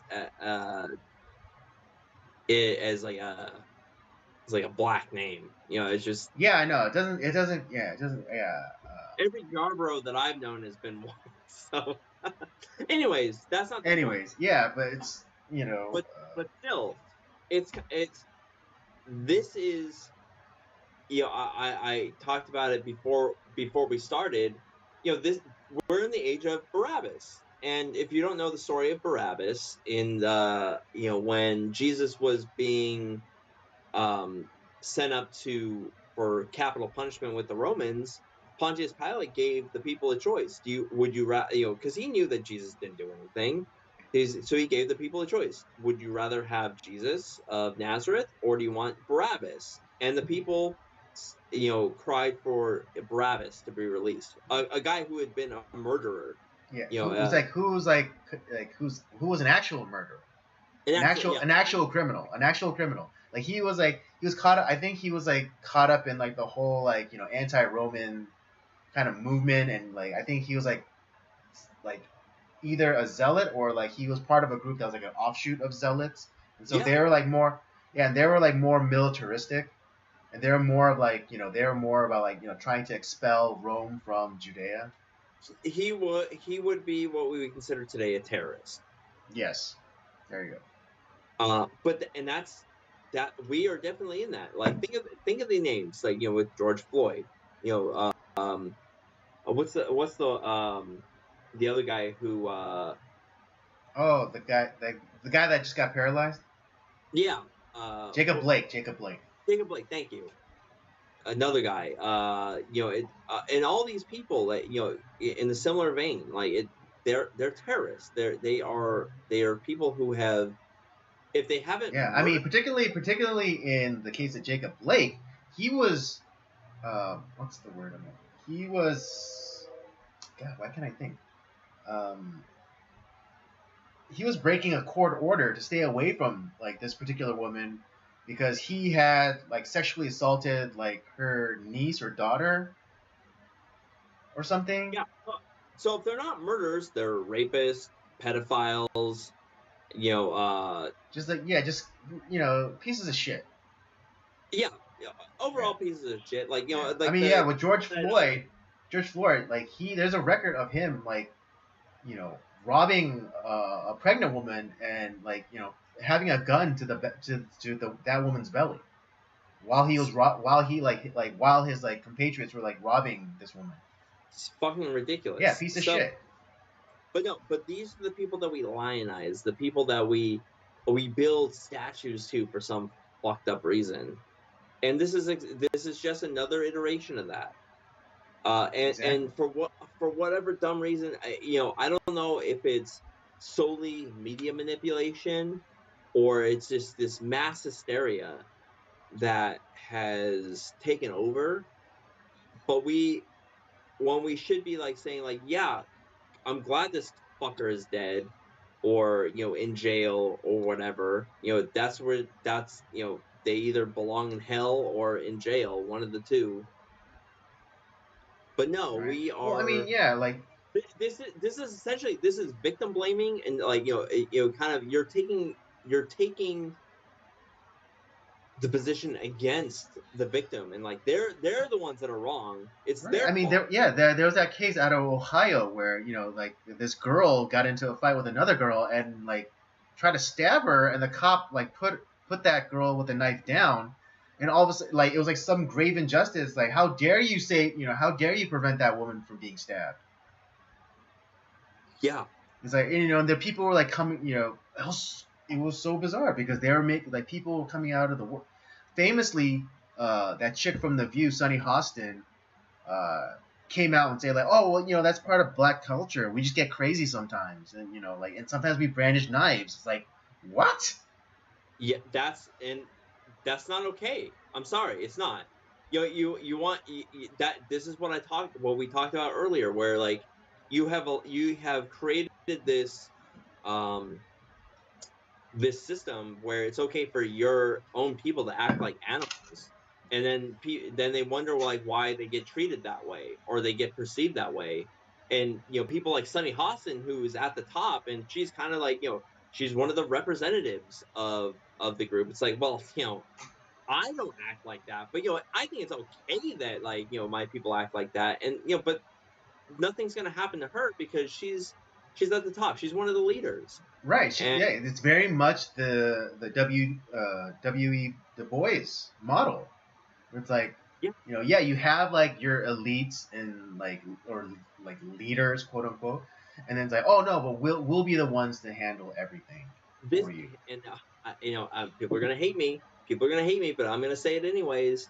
Not that I agree with this film, but this is stuff that's been portrayed in Birth of a Nation. We saw where the people that were freed, the people that were the black people that were allowed in government, Hmm. they didn't act like they belonged there. They acted like animals, or at least they were portrayed to have acted like animals. Right. Now, Yeah, like the I don't puppet think that leaders. yeah, I don't think that that's necessarily accurate to that time, but like that's exactly what's happening right now. Mm. That's what's happening in Chicago, South Mm. Central, Baltimore. Right. Oh, Yeah. It's like, yeah, like Lori Lightfoot. Went to the right and burned As our soon as city she down. got her bug-eyed Beetlejuice looking ass out of the ghetto, she never looked back. That yeah, it's Beetlejuice, but no, but think of it, it's like these people are burning their own fucking cities down, and they look and like I said, and I go back to the, stuff like with like Malcolm X. Like Malcolm X never wanted stuff like that. Like there was never like burning cities down. Now he was saying like, yeah, we are going to stand up for ourselves. We are going to defend ourselves. But we are, this is where we live. This is where we are. We're going to stand up for ourselves. But we're not going to burn our fucking city down. We're not going to act like animals. It's like, Right. Exactly.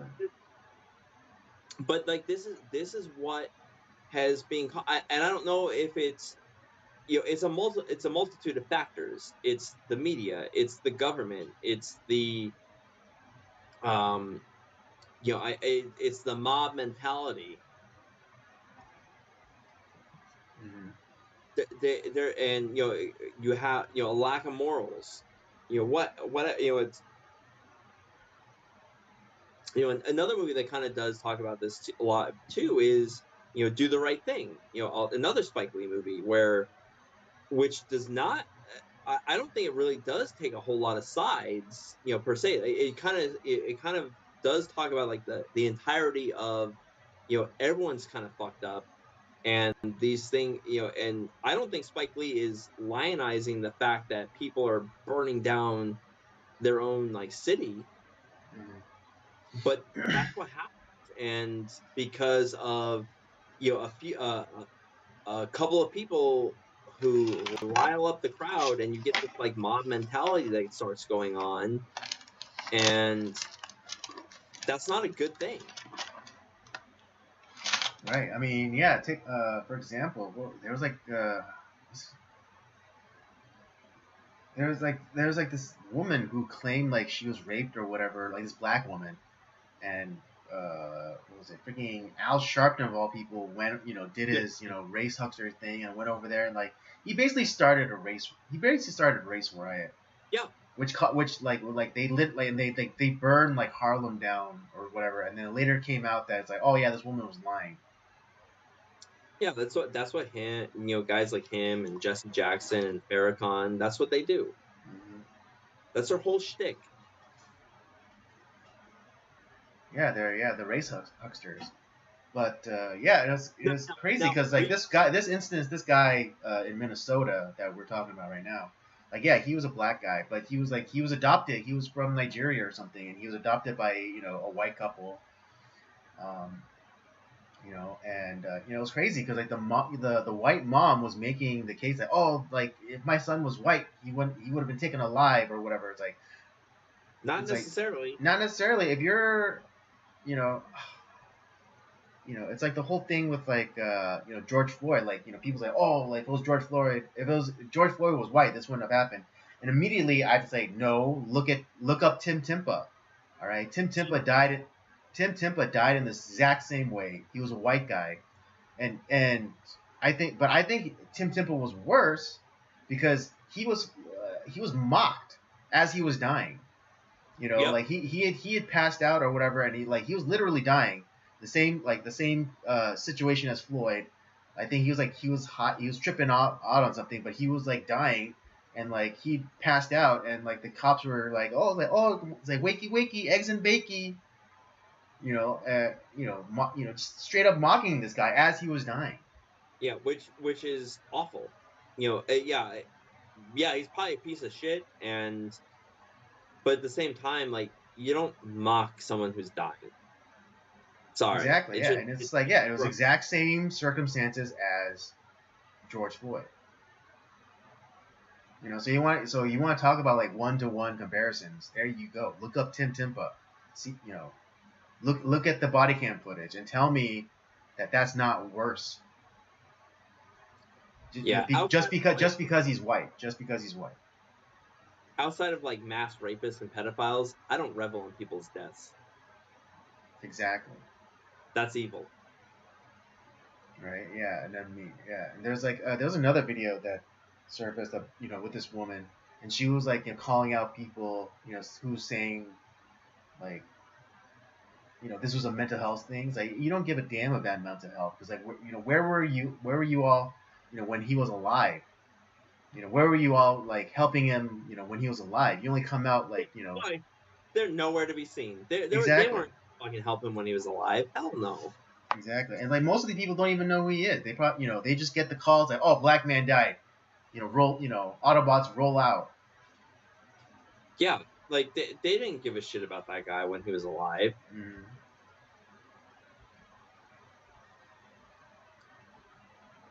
It just this whole like what we've been talking about. We can trace back. We can look. We can connect the dots. They're all there. Mm-hmm. And like I said, it's not going to be one thing that's going to fix a problem. Okay, are there bad police? Yeah, we know that there are. Of course there are. Is it all of them? No. in this instance, was the shot justified? Yeah, I think so. Not only had he demonstrated that he was willing to shoot up a woman and her children, which I mean, uh, he didn't achieve that, but that's what he was going for. He was willing to kill that woman and her children, no doubt about it. Mm-hmm. So there's that, and he wasn't like it wasn't like he was trying to put his gun down and surrender.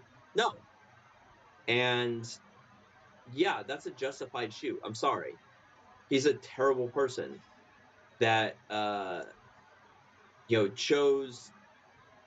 He made those choices, um, and the fact that he is the one that's being lionized because once again, you hate the police, but you want to give up your guns to the police that you hate. Mm-hmm. So you get no sympathy from me. And the fact that this woman is being berated because she's a victim. Right. Yeah. Uh, She had the I mean, gall to survive. what happened to we shouldn't blame the victims, all the feminists, victim blaming, like, oh, they're getting blamed because of what they were wearing. Like, what happened Right. I to know. So what yeah. In this case, they're literally blaming her for not dying. It's like, how dare you live? You should have fallen on those. You should have taken those bullets for social justice. God. Yeah, honestly, fuck, fuck the media, fuck those people on Twitter and social media, and that are, putting up vigils of this degenerate piece of shit in front of in in front of her. It's the same thing. Like, I imagine, like, the people that George Floyd victimized. That they're putting up like all these statues and um memorials to this guy too. Like, how traumatizing must that be to the victims of George Floyd? Right. Yeah. I mean, just like that pregnant woman, like who got robbed by him. It's like now like she has to see like at the time when he was like still fresh like she had to like constantly see pictures of him and then see like all of these memorials and like Like, same statues thing. being built up for him. Yeah, Jacob Blake, the same thing. Yeah, see, yeah, like man, yeah, like that poor girl that got sexually assaulted by that guy. Like now you see, she has to just to watch reports about like, oh, Jacob Blake, oh, he's just a caring family man. Oh, his kids And were in the car with him. the president, the vice president, like, slapping his back and like, we got your back, buddy. How Yeah, awful would that be to his victims? seriously. It's fucking bullshit. It's ridiculous. And it's the same thing here. All the people that are like behind this degenerate criminal and are not it's not that they're like it's not the fact that they're defending this guy, like that's one thing, but then you're attacking his victim. Mm-hmm.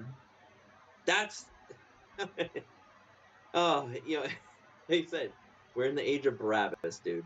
That's where we're at. Yeah, I mean, yeah, the media is so really wicked because like because like they try to portray them as these sweet angels like, oh, they couldn't hurt a fly, because they use like especially with like the whole Trayvon thing, they use like he was like 16 and he was all pop, he had all like these pimple scars and things like that, but they use a photo of him when he was like you know uh, when he was like 12, Yeah, it's where he still looks young and fresh and it's like, oh, look at this sweet little baby. It's like the one thing you have to ask these people: how did George Zimmerman get those injuries on the back of his head? yeah. And I'm not saying George Zimmerman is like, the most awesome police officer in the world. I mean, well, he wasn't Uh, even a police officer. He was just a regular guy, who interesting. Okay, he was just a guy who took responsibility for his neighborhood. You know, he's the he was like the block captain or something, and he did like patrols of like the condo complex where he lived. So he was interestingly enough, he was a man who was taking responsibility, Yeah. for where he And lived. didn't appreciate having his head slammed into the concrete. Yeah, exactly. No, like I know it's like not common knowledge, but like when you see like the booking photos, like you see the back of Dude. George Zimmerman's head, and there's lacerations. Yeah, he was defending himself because he would have Yeah, died. and I think like he had a broken nose too. Like if I'm remembering correctly, like his booking photo, like there's like blood on his nose. Yeah, his head's all fucked up. His nose is all fucked up from being slammed into the fucking concrete. Exactly. I mean, you don't get you don't get that, especially the laceration on the back of the head. You don't get that from just merely like falling backwards and like kind of like hitting your head. Like George Zimmerman's head was being like driven into the ground. As close to a curb stomping as you can get. Right. So.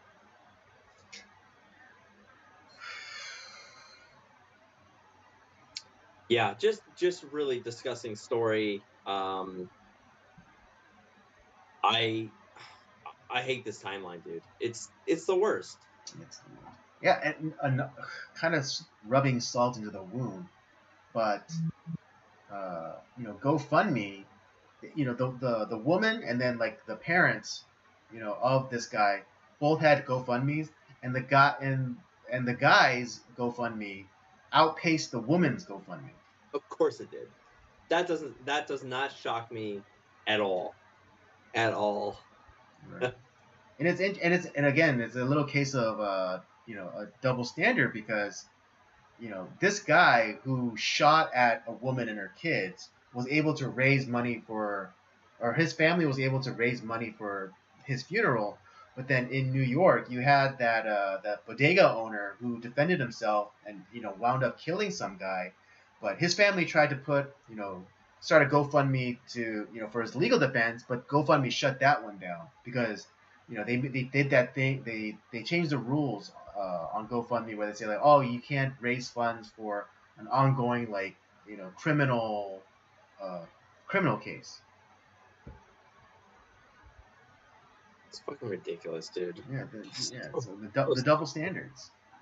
It's so. And again, like this is the stupidest timeline because that bodega shop owner, he's the one that got charged with a crime when it was clearly that other guy who came and started shit. And interestingly enough, it was all because of a woman.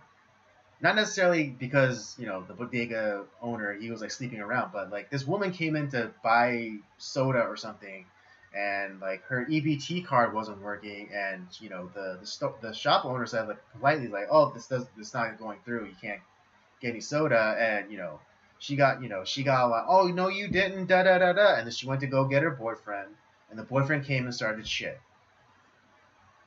And interestingly enough, the boyfriend was just out on probation. Oh, that's so surprising. Oh, I wonder why.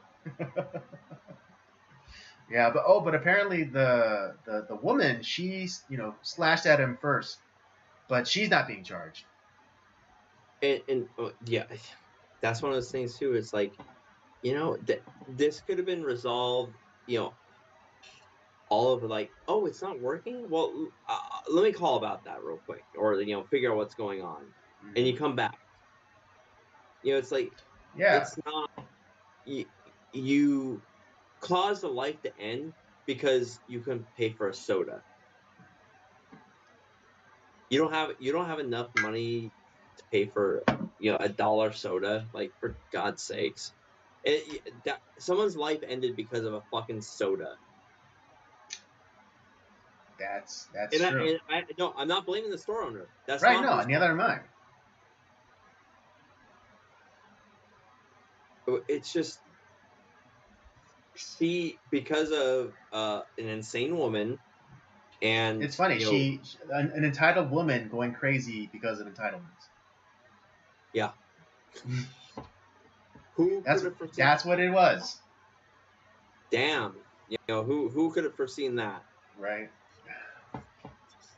I hate this fucking timeline, dude. Like,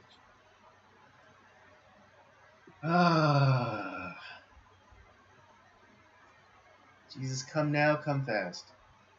these are the people that think that they can get ice cream in an apocalypse, like Mad Max. I know, right? Again, I contend that it can't be an apocalypse. It can't be dystopia if there's ice cream. Nope. Right? Fucking terrible movie. I really hate Mad Max. The first Mad Max. The The other first ones are Mad great. Max, yeah, that's just it's so hard to watch. Every Mad Max since the first one, good movies. The first one is so terrible. God. That's why nobody talks about the first one. I know, right? They always talk about like Road Warrior or Thunderdome. Yeah. Or Fury Road. Right. There's a reason. Okay. Yeah, I got nothing else to. No, I have nothing else to say about the story. It's just this is why people stop watching the fucking mainstream media. They have nothing for you. They are liars. They're liars. They're prescribing it. They're giving you a drug that you get hooked on, and you think that because there was a time when there was some sort of objectivity and trustworthiness, and they've told you that they're trustworthy, and they're not. Right. That's what the news business is not about news. It's about trustworthiness. And for going on like 60 years, that's what they're doing. They're selling their trustworthiness. They weren't selling you the truth. They're selling their trustworthiness. But now, like it's just so obvious now that they lie and they omit or or they just straight up fabricate. It's so obvious now. But you can go back 100 years, and although there wasn't like television news, but like you look back like the New York Times has been lying forever. Yeah, print Since media. at least there's been yellow journalism for 100 years. It's the whole William Randolph Hearst and the papers that he had. You had the New York Times. You had all these places. They've been lying for 100 years because they've been saying like, oh, we don't have a bias. We're just saying how it is. No, it's been bullshit forever. That's the thing. But see, they have fooled the public in saying that like they are they're trustworthy, that and they've put people out there, that the personalities out there telling you that we're trustworthy, you can trust us. Uncle Walt, Right. Walter Murrow, and all Walter these, Cronkite, Edward Murrows. Yeah, Edward Murrow. That's the people that people always talk about. It's like, yeah, they were just as awful as the people today. Yeah, they masked it a hell of a lot better. I'll give them that. But they were just as bad as your Dan Rathers, from 20 years ago, and like the Brian Stelters today. It's the same fucking people. Yeah. They just don't. They just don't. Brian Stelter looks like a potato. Yeah, they just don't mask it well today. They're lying to you, and and people are like, oh, you're a Fox News person. It's like, no, I'm not. They're bullshit too. They're fucking terrible too. Dude, freaking okay. There was a point that I did like Greg Gutfeld, but after like the whole George Floyd thing, and he was saying that, I hope that they do find Derek Chauvin guilty just for peace sake. Basically, he's like, just so that people won't burn down the city. That's fucking bullshit. No, that's what I was like. I didn't even do that. Like, I was just like, I don't like these people. Yeah, I know, but like, there's like, yeah, people say like, oh, you guys just watch Fox News, whatever. No, it's like, Yeah, there was a point. There's like personalities that I like. I like Tucker Carlson. I used to like Greg Gutfeld up until he said like, oh yeah, the jury should find Greg Chauvin guilty just so that the Yeah. school, just so that What? Minneapolis doesn't burn again. Yeah, it's just like it's ridiculous. And so that's why you and I, we go to alternative sources. We go to places that, you know, yeah, is there a bias? Sure. But they're open with their bias. Just like how like newspapers were back like when the country started. There was a whole bunch of like, newspapers that like, but they were open about like what their political view was. That's Yeah, fine. I have no problem with that. you don't think the newspaper started by Ben Franklin didn't have a bias? Of I'm course it did. like the Pennsylvania Gazette. Yeah, they're very anti England. You don't think that's not a bias? And they were open about that. They didn't hide that. That's okay. There's no unbiased sources. There's always Yeah. going to be a bias in Yeah. some I mean, form yeah, or we're not saying that we're unbiased. We have a bias. yeah. I have no and we if you don't like how we think about things, there's so many other sources out there. Go to those sources. Yeah, That's yeah, and I'm not. Yeah, and we're not even like straight. We're not even news. We're commentary. We're opinion. But we're yeah. like open. We're Oh, open about it. We're honest about it. that's the other thing that bothers me. Where they pass off commentary as news. That Right. bugs me. Right. We don't pass ourselves off as news. We're just commenting on the news. Exactly. That's what we do.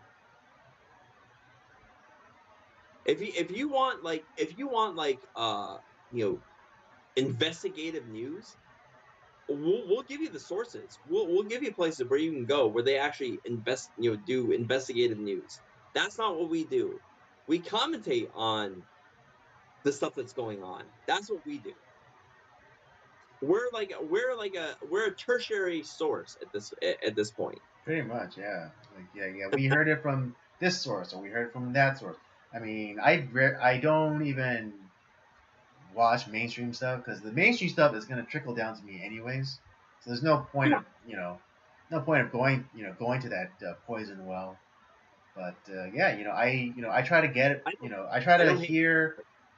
I know it might seem weird, but I sometimes I watch three different like videos on YouTube from three different commenters who have three vastly different worldviews. And Yeah. to the outside observer is like, why are you watching the same? Why are you watching the same video about the same story? It's like, well, I'm not, because I'm trying to get three different points of view. Yeah, exactly. Oh, here's a good thought exercise for you, Andy. Now, would you rather watch mainstream media or the Christmas circus with Wizzo the Clown? Oh, you son of a bitch! You absolute son of a bitch! You absolute son of a bitch! I mean, nothing against your mom, but you absolute son of a bitch.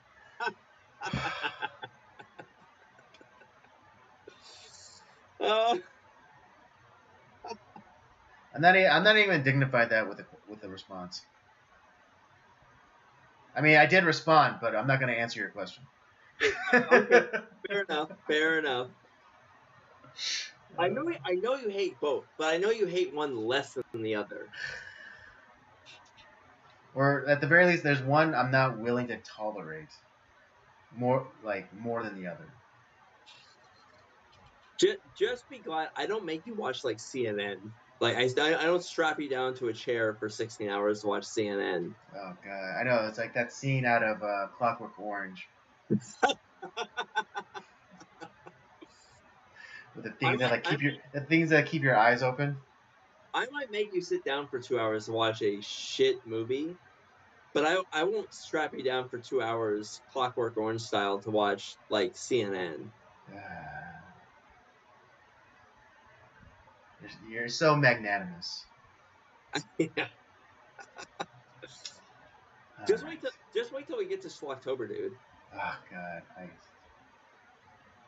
Now I am making up to you. We are in November. We're going to do Roy Scheider month, so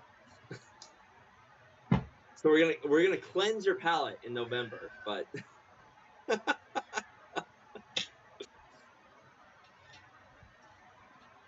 yeah, you better name your first kid after me, Andrew the Third. Andrew the Third, or second. All right. Anything else to add? No, I don't have anything else to add to the news story. Okay. That's like I said. That's all I really have to say about the whole thing.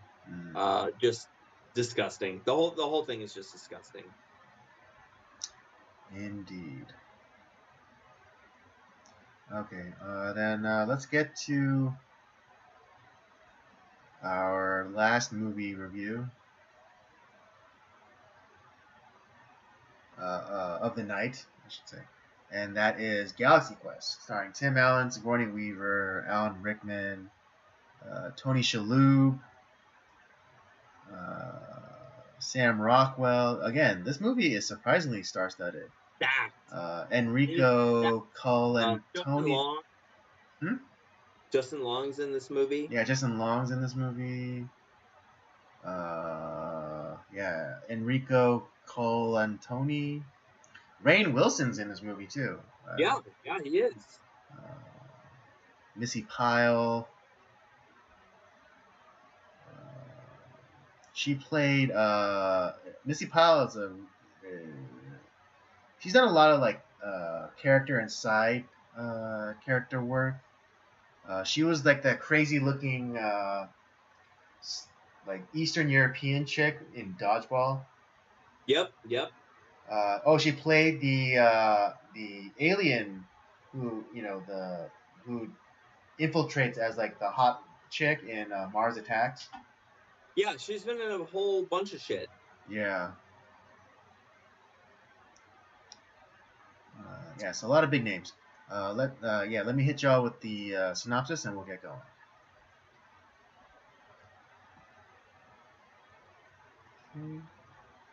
The stars of a 1970s sci-fi show, now scraping a living through reruns and sci-fi conventions, are beamed aboard an alien spacecraft. Believing the cast's heroic on-screen dramas are historical documents of real-life adventures, the band of aliens turns to the ailing celebrities for help in their quest to overcome an oppressive regime in their solar system. As I said at the top of the show, David Mamet, who's a screenwriter, playwright, kind of a bigwig in Hollywood. One of his 4 movies that he considered to be the perfect films in Hollywood, he named Galaxy Quest as one of his perfect films. And that's very surprising. I'm shocked by that, and I am also in agreement with that. I think this is a perfect film. It's funny, it has action, it has drama, it's perfectly cast. Mm-hmm. I don't think that although there was a lot of deliberation and trying to get this movie made and figuring out who was going to be doing it, who was going to be starring in it, but who they finally settled on, I don't think you can make this movie with anybody else, with any other characters. It's perfectly cast. Agreed. And it's one of those things too, because I watched the documentary on this film. I had no idea that there was a documentary. They did it came out, I think, in 2019, on the 20th anniversary of this film. And I knew that I watched this when this right around when it first came out. I didn't see it in theaters, but I did rent it. And I loved it then. and I knew, oh, this is a fun film. This is great. And the reason we rented the film because my family, we love Tim Allen. We are huge fans of his. We every week we watch Home Improvement. We love. I as a kid watched. I owned the Santa Claus. I watched that movie religiously. Like there was a time where I had the entire dialogue memorized from the movie. That's how much I Of course. watched the Yeah, Santa. no, that's every kid though. Like, yeah, there are a few VHS tapes, kind of worn thin, in my house. And yeah, and there are a bunch of movies that I could literally verbatim recite the entire movie back to. Yeah, I watched Jungle to Jungle. I watched his comedy specials. I love Tim Allen. He is he's had some trouble in his past, but I like him. He's a good guy. And so yeah, we were Tim Allen fans in You're my a Tim house. Allen family. Yeah, exactly. And now he's with like Last Man Standing. My wife and I, we love Last Man Standing. Like I said, he's great. Mm-hmm. And when this film came out, I was like, oh, this is something very different that he's done. And we did have it's coming out soon. We did an episode with my dad doing 2001 and Galaxina. My dad's not a huge sci-fi guy, but this we talked about those two films. This is a film that he liked too. He loved Galaxy Quest, Mm-hmm. and I think a lot of it has to do with Tim Allen. We were, like I said, we were Tim Allen family, Mm-hmm. and this was just like one of those films that like I grew up watching, and it is a lot of people talked in that documentary. They talked about how this is it's a comedy, yes, but it's more of a dramedy. It's a sci-fi dramedy, Ooh, and right. it Yeah, this is. movie definitely rides the line between parody and homage. Yeah, because they are also they're not making fun of super fans. They're honoring them, but they're poking fun at them at the same time. Like they're not saying like how horrible they are, Right. but like the reason that these characters are famous is It's because because of the fans. of the fans, and they, in a sense, the movie honors the fans. Right. Yeah, I know. What is it? Because Tim Allen's character, after he hears the comments from like the PAs or whatever about how like all of his like cast members like hate him and oh look at all these freaks. Well, those are people, like But so those let me finish. But and then he has that blow up at Justin Long's character. But but then there's like a great like uh, uh, reward for Justin Long character because he has like that speech when like when they're that when they're having they need like a way to move around the ship and then they're able to communicate with Justin Long character and Justin Long character was like, oh, let me just say this, like I know this isn't real, I know it's not just I know it's just a TV show, but for a lot and he had like this kind of like kind of I guess come to Jesus kind of speech ready because he understood like yeah I know it sounds crazy but this show gives me hope and I know it's not real and everything and da da da and then like Tim Allen kind of gives like the greatest payoff to like any fan who's like who's deeply invested in TV shoys and it's like it's all real and then like Justin Long it's like lights up, it's like I knew it. Yeah, that's the thing. It's not it's honoring the fans. It's not making Exactly. fun of them. Yeah. And that's what I love about this because it's we could so easily like there's been movies that make fun of like the comic fans and like it's like, oh, they're the nerds, they're crap. That's not what this movie does. It actually, that scene like where those two like people that go to the comic convention and like they're essentially laughing at Tim Allen's character, Jason Right. Nesmith. Mhm. That actually was based off of a real story of a Star Trek convention where they were laughing at William Shatner, who was like they all fucking hate him, and like they, he doesn't know because Jason Nesmith is William Shatner in this movie, Yeah, obviously. and they're making fun of him like that. Like he loves being Commander Taggart, Mhm. and that's like he said he loves it. The rest of the cast could be like, we are known for these characters, but like we're more than these characters. Like they could take it or leave Right. it. Yeah, it's like for them, it was a paycheck at the time, but I'd rather have been like doing other stuff. Yeah, like Alan Rickman's character, like he's like I've done Richard III on Broadway. Like what is this shit? It's Yeah, like it's funny because I think it might be lost on some people because like they might automatically associate Alan Rickman's character with Leonard Nimoy, but no, no, it's not. It's actually Patrick Stewart. yep. Oh yeah, and Patrick Stewart loved this movie. Mm-hmm. He said he even said like Patrick Stewart talked about how he loved this movie. He's like, this is perfect. This is amazing. He Mm-hmm. loved it. Right. Because Alan Rickman is totally Patrick Stewart because Patrick Oh, Stewart is like this 100%. classically trained Shakespearean actor, and there was actually a point in Next Generation where Patrick Stewart was thinking about leaving. Yeah, It was during I think like the third or something season where they did Best of Both Worlds where he gets assimilated by the Borg, yeah.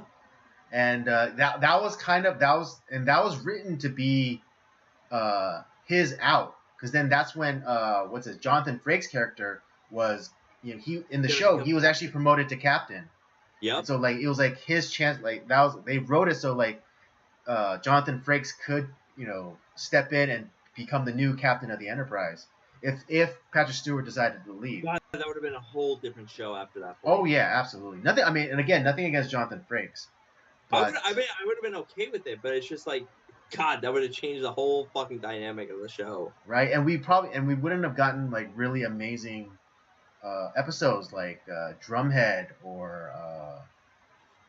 or what's that one?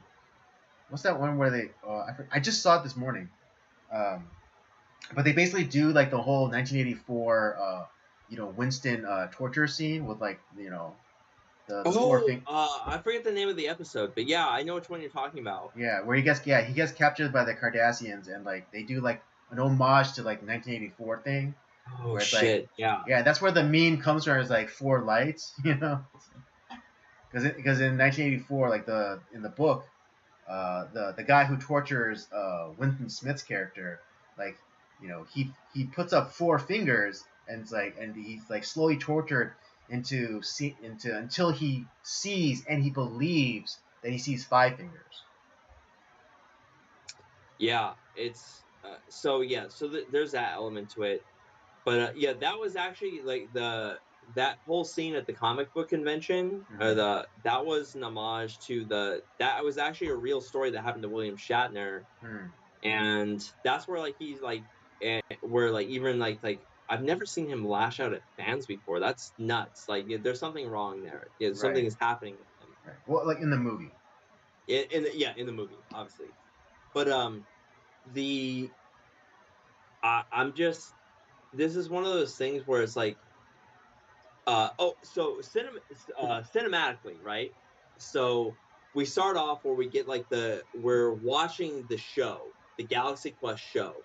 Mm-hmm. It starts off in the 4:3 format. Right. I don't know if you noticed that. So That's based off right. like and then it goes into a oh shit, it goes into like it Yeah, it breaks goes down into a wide. into it like another format, but there's another change in the format later on when it's revealed that everything that Jason Nesmith saw is real. Like when he actually sees, like when he realizes like the whole fucking thing is real, the format changes again. and the rest of the film is in that new format. Oh, shit, it's they talk about it in the documentary. It's very slight, I but see. like where it's like this like ultra widescreen, um, and they Uh-huh. actually had a problem in theaters because when it was initially shown like on opening weekend, the notes of like this film changes format, so you're gonna have to open up the curtains a certain way for the Ah. film. They didn't do it, and they fucked up like the way like so like part of the film was shown on the curtains, because they fucked it up. Ah. And it's like, God damn it, you didn't uh, listen. Because there's that moment like where like before Jason Nesbitt gets like shipped home and he right. sees like Yeah, he's like outer put in that space. room, and all of a sudden, like it opens up, and he sees like space, and Yeah, they fucked it up, and it was shown on the curtains because they didn't uh, because it's like no, oh that would have messed up the whole movie. Um, but yeah, it's just like where there's all like throughout the film there's this whole awakening, mm, and it goes from fantasy to reality to actual reality mm, or to greater reality, mm. and that's such a like cool. They're they're paying homage to sci-fi. They're honoring fans of fans of the shows Yeah, like or like or just and genre fans in general. yeah, genre fans. They're honoring them. They're not making fun of them. They're honoring them. They're No, saying no, like not at you all. have we exist because you exist. If you didn't exist, this we wouldn't have conventions. We wouldn't have like autograph signings. We wouldn't have a paycheck if you didn't exist.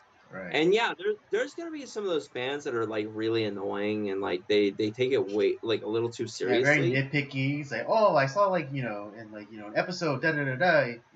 It's like the helmsman clearly pressed the thruster button when when you engage in warp drive. Yeah, there's always gonna be the comic book guy, Yeah. but like most fans are like Brandon and like his friends.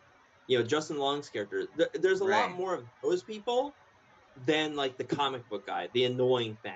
Hmm. Where it's like they're just an asshole. Those guys are assholes. Hmm. But like a lot of the fans, like yeah, we know it's not real. We we like your characters. We like you. We want to know more about like some of the inside baseball of how this got made. Like one of my favorite things. I'm a big Walking Dead fan. I like the show. I think it's great.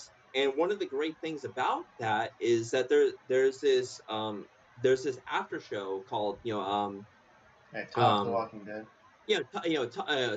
talk about The Walking Dead, and we get to listen to the actors talk about their roles, like what they were thinking. We get to hear from the cast, the directors and the crew members that work on the show, and we get to the behind the scenes stuff, and we get to talk with like essentially it's a way we get to listen to we get to talk with other fans about it and like some of our thoughts and like what's important, and it's like that's fun. That's what this movie does, is honoring that type of fandom. Hmm. And well, and even the host of that show is like, it's not a fucking documentary, okay? Like we know that. It's like yeah, we're upset that this character has died. We but it's not a fucking documentary. We know. But that's what I love about this movie. Hmm. It's a sci-fi movie that's also paying tribute to fans and like making fandom okay, because this is before like like yeah, like the Star Trek and Star Wars nerds were weird. We were weird, but now like Right. Yeah. Yeah. Like the whole nerd culture has definitely gotten mainstream. So it's it's more accepted, and like more like I guess cool people like it. So now it's more accepted, but it's this whole like the whole like genre t- fandom is buoyed by like ostensibly like these trolls, or these kind of like socially awkward kind of people, but like they really like gravitated toward like these shows because it offered particularly Star Trek, because it offered up like this optimistic view of like the future and how like um, we can get past our differences and we could unite and we could all go towards like this beautiful future. And we've talked about this before too. Star Trek literally exists because of the fucking fans. Mm-hmm. Because after like the original series kind of sort of flopped, but the Right. fans of the original series, I mean, there was a whole goddamn letter writing campaign that like literally brought back Star Trek. And we got the Star Trek the motion picture in 1979 because of the fucking fans. The show went into syndication because of the fans, because they wanted to see the show. Mm-hmm. And then we got like the whole series of movies. And then because the movies were successful, we got the Star Trek The Next Generation and all of the Star Trek stuff that like Paramount the is subsequent, making. Their, like, we got the Next Generation movies. We got Deep Space Nine, my personal favorite iteration of Star Trek. Star Trek Voyager, Enterprise. And that's because of the fans. Had the fans not spoken up back, in the 60s, late 60s and the 70s, none of this would exist.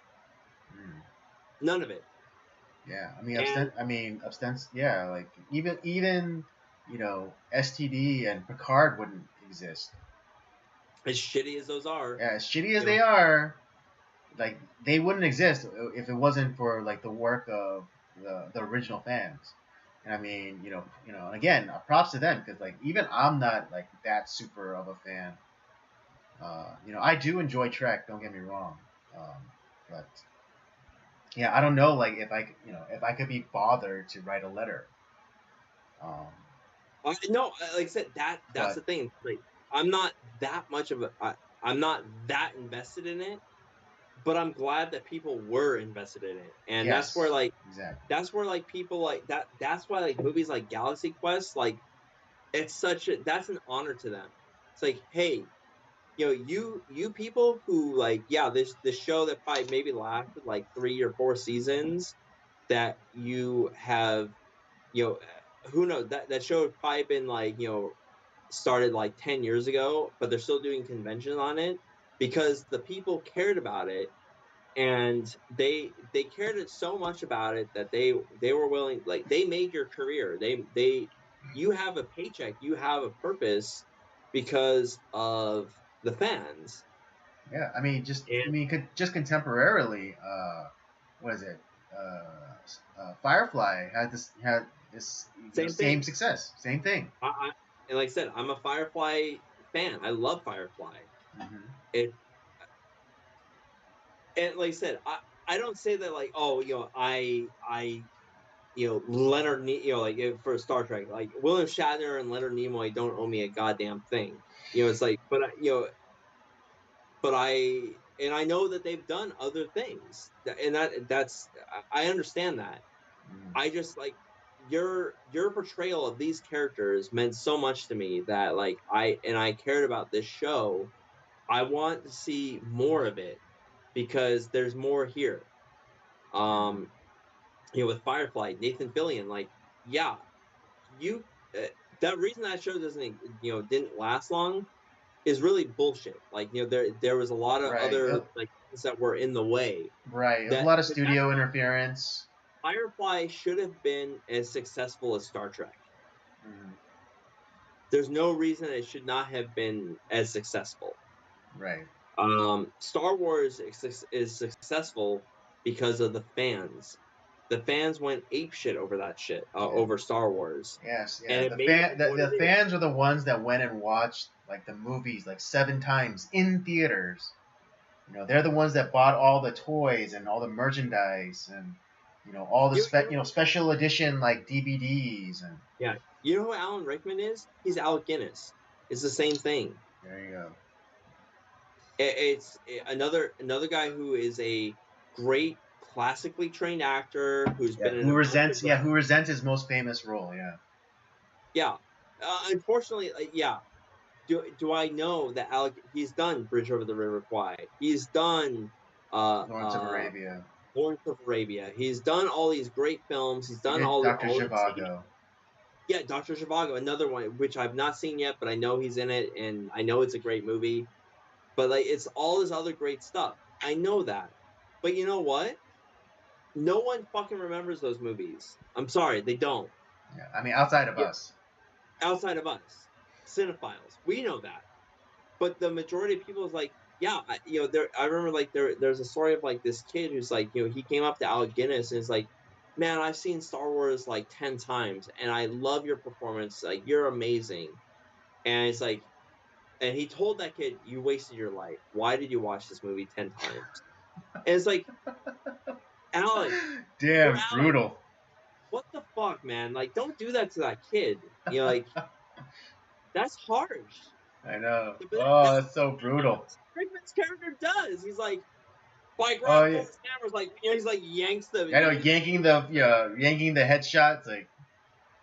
But yeah, it's like, but it's so, yeah. But again, like, to the credit to this movie, like, there's like that point where like that one alien who's kind of like an obsessive fan, where he modeled his entire life after the character of Dr. Lazarus that Alan Rickman portrays. Yeah. And it's like, and then like at the end when like when he's like when that alien is dying in his arms and he recites the line, it's so beautiful. That's the first, like, I honestly, I teared up in that moment because that's the first time he said that line genuinely. Right, exactly. Just like in the moment, like where, because in a similar moment when Jason Nesmith, has to tell the head alien that like he's an actor, he's a liar, he deceived him. He has been playing this character his whole life. That's been his entire life.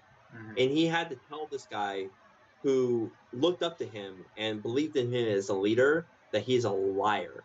Mm-hmm. And that broke my heart too, because it's the same thing. Right. He had to genuinely tell him that, like, I'm a liar. I've deceived you. Mm-hmm.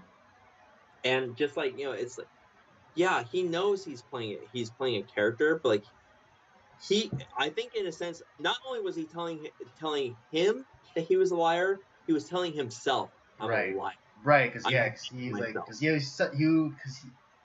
mean, I'm sure he knew, but like there was a small part of him that like that got high on his own supply, as it were. Yeah. Oh, this movie hits so hard. Like, there's so many those moments where like, oh, don't do this to me, film. I know, you're supposed to be some stupid comedy, but you're making me feel things. This is how I felt during like the best of the best. Yeah. Damn onion, I know. It's like, who's cutting onions? Yeah, and I'm so glad I made you think that this was like a stupid schlock movie. Dude, seriously, best of the best. If we ever talk about like our hidden gems, like that's a movie that I think people need to watch. That movie's fucking amazing. Right. Yeah, dude. At the end when those the two guys coming together, reconciling. Oh, I cried. It's so beautiful. I cried. It's so beautiful. Yeah, that's. I don't cry during films a lot, but that was definitely one of them. I was like, fuck. God damn it, Andy. This is another movie. I'll be honest. Like, both those moments in the film, I kind of cried because it's just like, fuck, dude.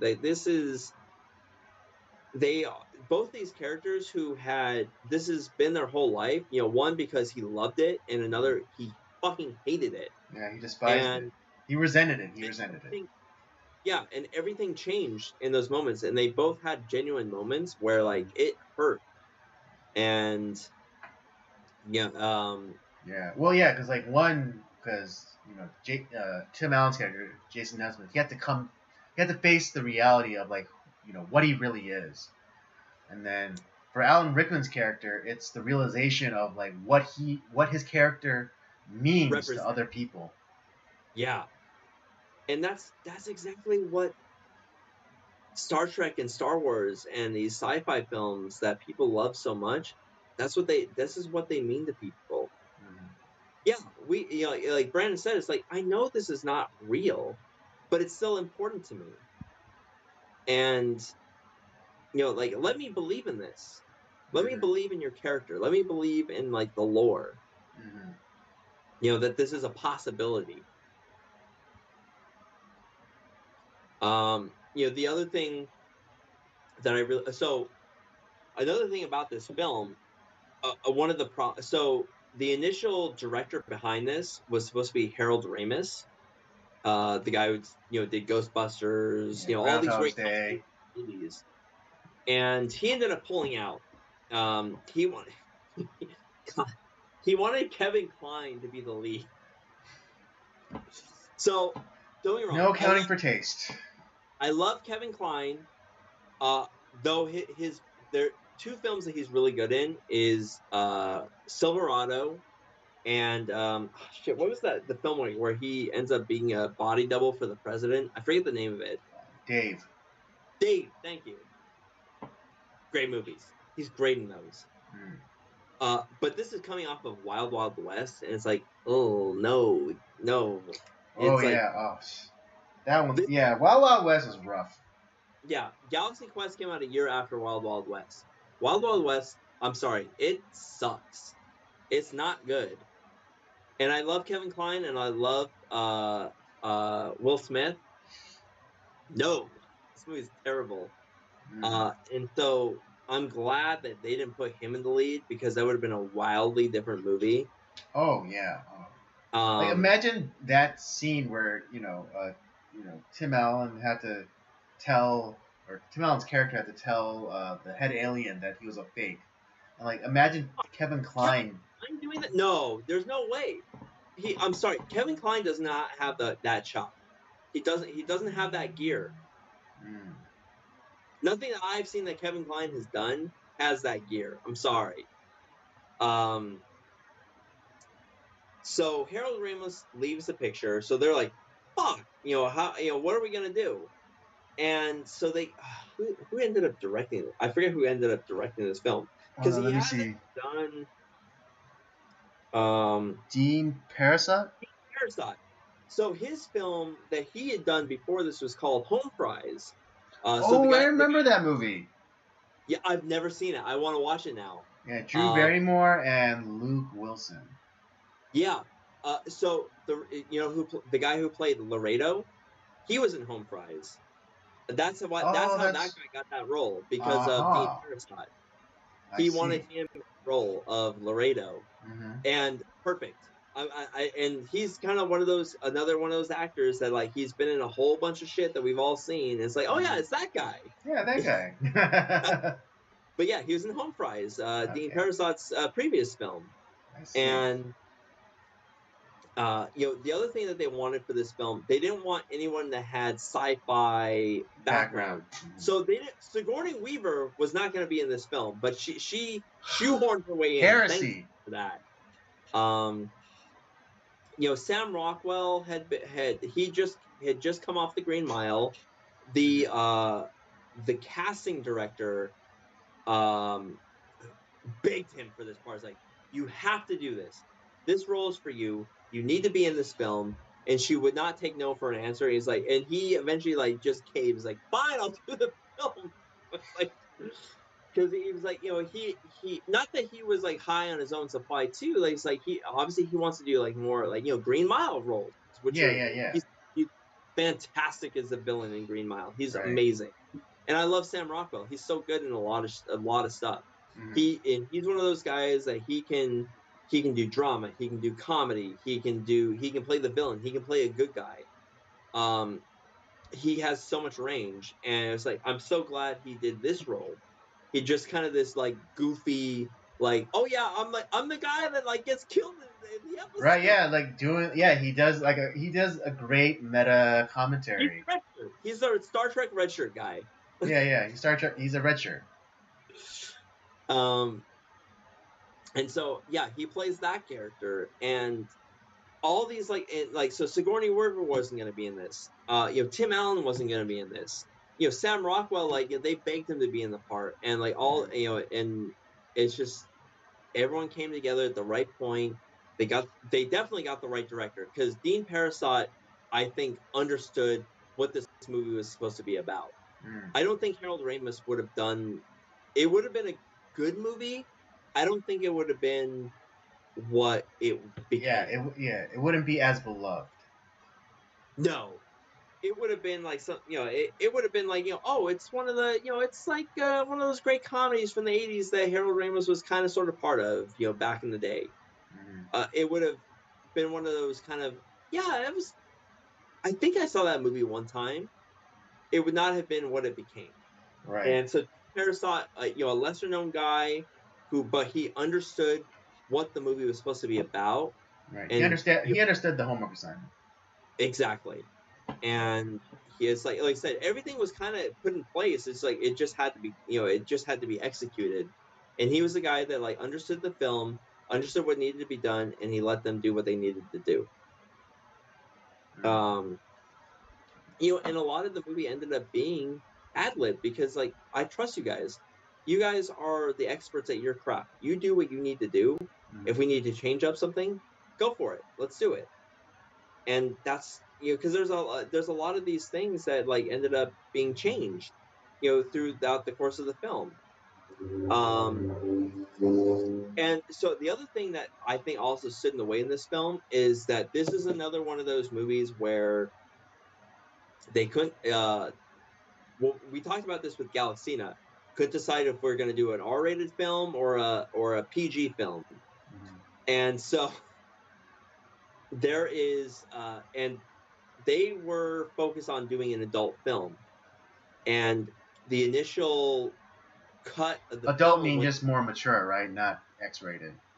No, not X-rated, but it was just being clear. So there's a couple things. There was a lot of cursing in the film. It's because there's a whole scene where of at the chompers, where right. Sigourney Weaver clearly says, "Well, fuck that." Right. Yeah, but the way that they, what we get in the theatrical cut is well, screw that. But she's clearly saying "fuck." Right. They did not hide that. That they. Right. That was an ADR session. Yeah. But they left it obvious for because they were pissed off at the censors. Tony Shalhoub's character Fred, he was supposed to be high the entire film. That's why everything is Right, that's why he has doesn't really react when after they get teleported onto the ship, he gets down and he's like, "Wow, that was something." Yeah, he's a pilot. Yeah, it's very very nonchalant. Yeah, and so there's that aspect of it, and then but the other thing that was really surprising to them is that I don't know if it was the director or I think it was the casting director. One of the key crew members, when they did the initial screening of the film, where there was people that came up to her and said "How dare you do this to Tim Allen?" Because he had done all these great family films that people loved, like the Santa Claus, and this is something so different. And it's how dare you? So the PG factor won out. So it does give it kind of this family friendly vibe to it, which was not what they were intending, and so they didn't get to do exactly what they wanted to do. But at the same time, I think it also gives it a little bit of its charm at the same time. Right, because I'm kind of glad they didn't go with,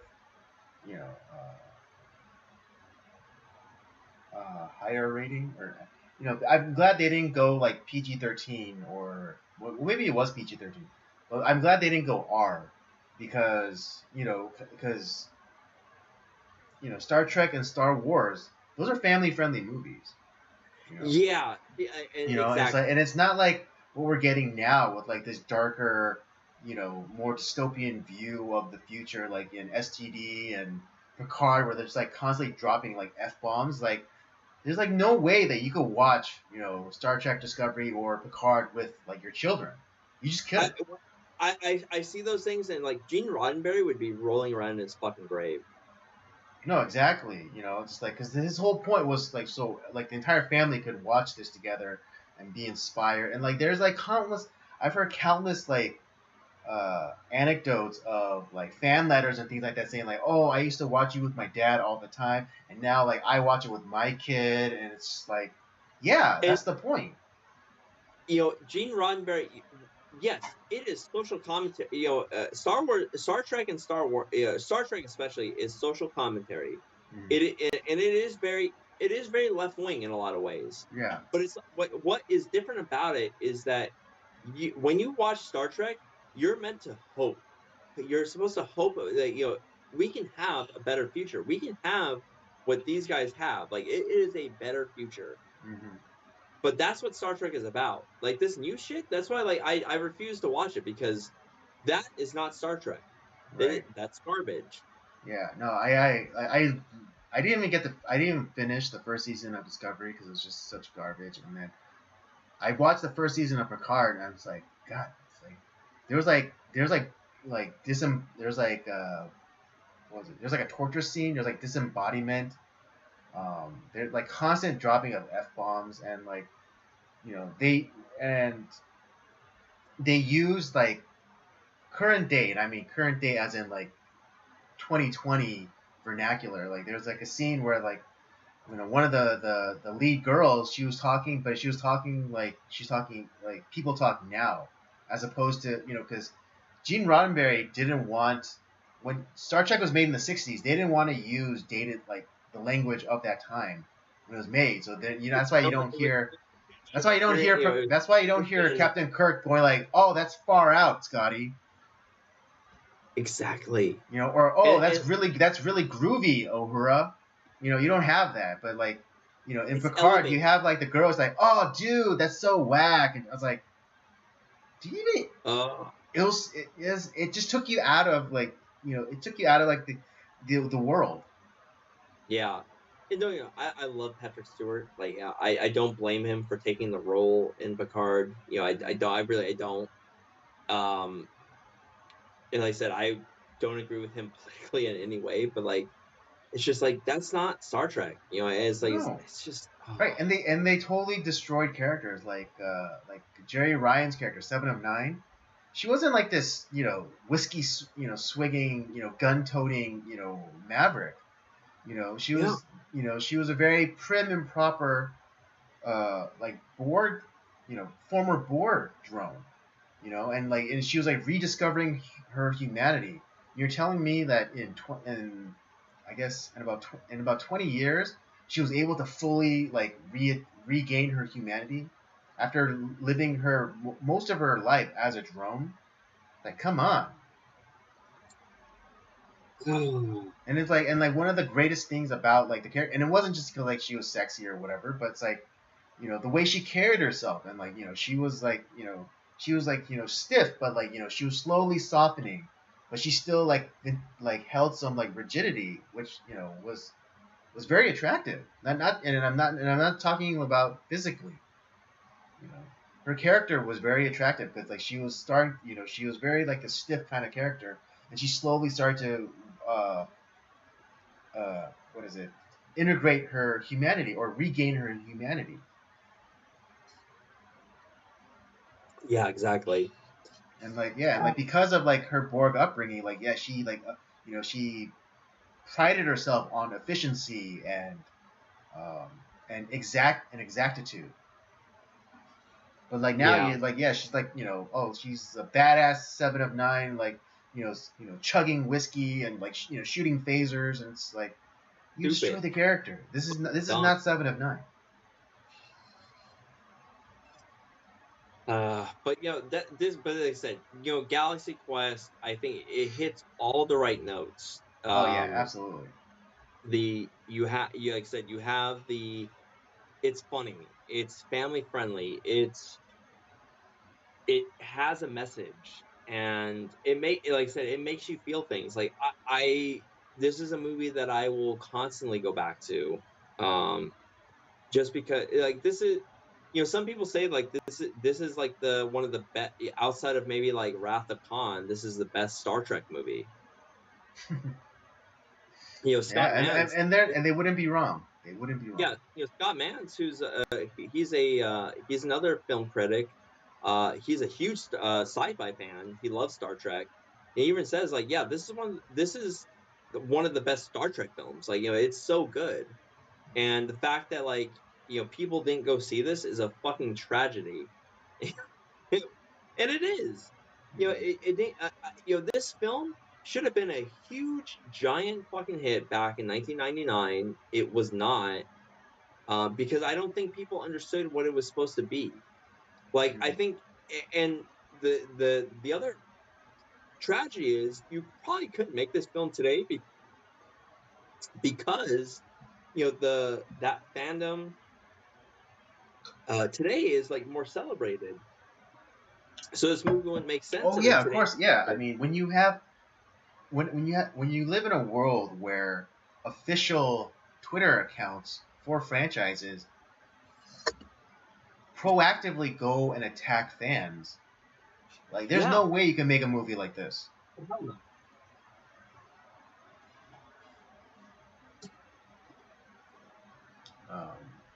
But I guess I'll do a little more vamping while Rob's away. Yeah, this movie is so underrated. And again, like Robert said, like this movie couldn't be made today because this movie is celebrating fans and fandom. Because just plainly, if you don't have an audience, you don't have a show.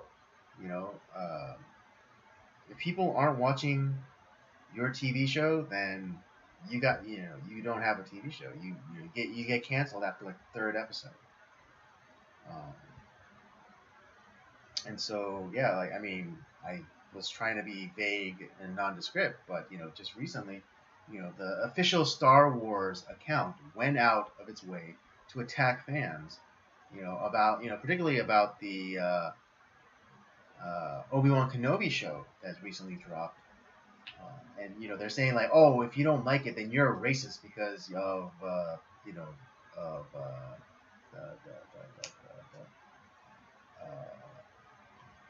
Reva character, Moses Ingram. And it's just like, you've already poisoned the well, because like if and you've already primed the pump, as it were, because like if this movie fails or if this TV show fails, then it's because of racist people who don't want no strong black female in their Star Wars. It's like that's not the issue. It's like you just wrote a shit character. Yeah, well, this is what's going on with like Star Wars, like where you have all the people lying about like, oh, the toxic Star Wars fans, like they're so terrible. It's like you wouldn't have a job without them. And now, I don't think that there quote unquote toxic fans. Sure, there's some crazy fans out there, but when you have fans who I would say 95% of the fans are branded. They care about like what they're watching. They love not only the characters but the actors behind the characters. They care about the show. They want to know. They're deeply invested in the lore. Yeah, if they're invested in the lore, they're invested in like how the show is made. They care about all that stuff. They want to know. And they're the backbone. Mm-hmm.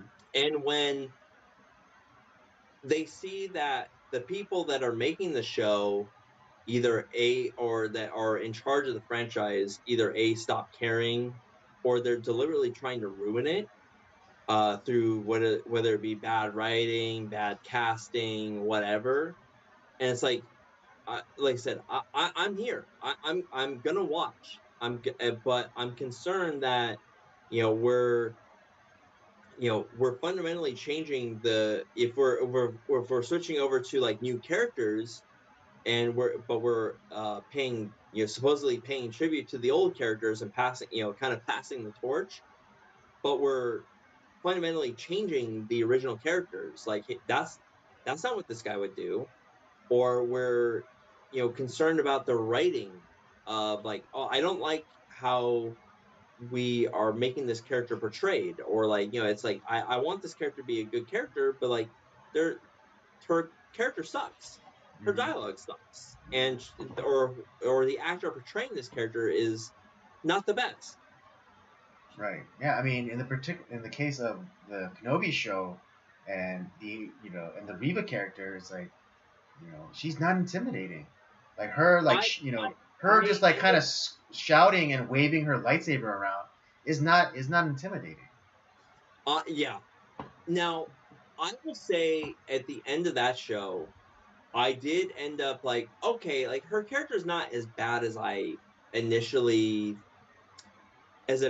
was shown initially. Because I think they were trying to go like, we need to have a strong black female, and, like, she needs a whole, no holds barred, like, she needs to kick some ass. That's what they were going for. Right. But But as the show went the on, execution was flawed. yeah, but no, but I'm saying, like, but by the end of the show, her character developed some more depth. It's like, well, you could have done that right from the fucking beginning of the show, and it would have been fine. I Showing don't that, know. like, I saw it coming a mile away. yeah, It well, was so obvious that she was gonna be that that Jedi youngling, and that there was gonna be some sort of redemption arc. But it's like, but in the beginning, you see her to be a deranged psychopath. She threatens to kill.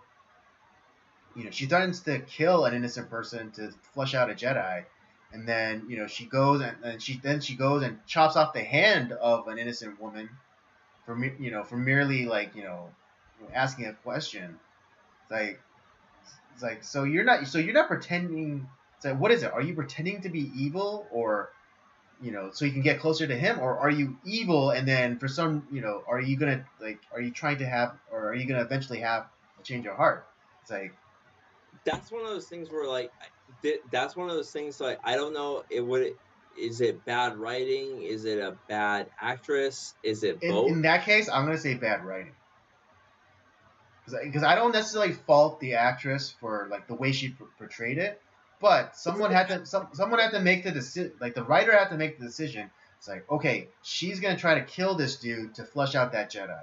So she throws a knife at him. The Jedi stops it. So she was like if the Jedi wasn't there, that guy was gonna die, right? Yeah. So it's not like she's like pretending to be bad to get close to Vader. She's like legitimately killing people. Like, and whether or not like because there's that scene where the Jedi is strung up. Like whether she is directly involved, she had a hand in that Jedi kid's death. So she made decisions. So that's bad writing.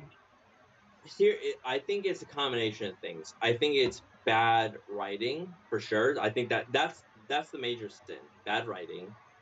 I think it's bad direction. Like, where it's like, this is what your character should be feeling at this moment. Mm-hmm. And I think it's also bad on the actor. Like, lastly, it's bad on the actor because, I don't think had she maybe had better understood, like, Star Wars lore, Mm-hmm. had she better understood, like, what's how to act in the Star Wars world, and the fact is, like, my character, like, yeah, like, they're trying to play both sides. Like, this is not how they would act. There's no reason why I should be evil in this moment. It's not like now if she's with the other Inquisitors and she does that, that's a different story. Like, she has to display something there. Right, and if and if she were to maim somebody, that or she would like try to like she'd fly off the handle, knowing that one of the Inquisitors would have stopped her. That's one thing, you know. But like you don't know that she's playing possum or whatever with the Inquisitors. Like as far as we know, like she's done atrocious things. Like she's murdered people. But see, like, when fans who care about the franchise, who care about these characters, say, like, I'm not really liking where the direction that they're going here. It has nothing to do because she's black. No one give a shit that she's black. Who cares? No one cares. It's like, no, I don't like how this character is being portrayed, or like, I don't know if it's the writing or whatever, and they're just voicing their concerns because of a franchise that they care about. It's like, well, that just means that you hate women and you hate black women and you're racist, and it's like, no, I'm not actually. Like, in fact, like I could literally give two fucks about the fact that you're black. It's like, or a woman. It's like no one cares. But it's Right, like, yeah. I mean, yeah. In a world where Princess Leia exists, like no one cares that she was a woman. no. I do hate that. Like same thing. Like, in the sequel trilogy, they ruined the Princess Leia character at the same time. Like, they destroyed her character.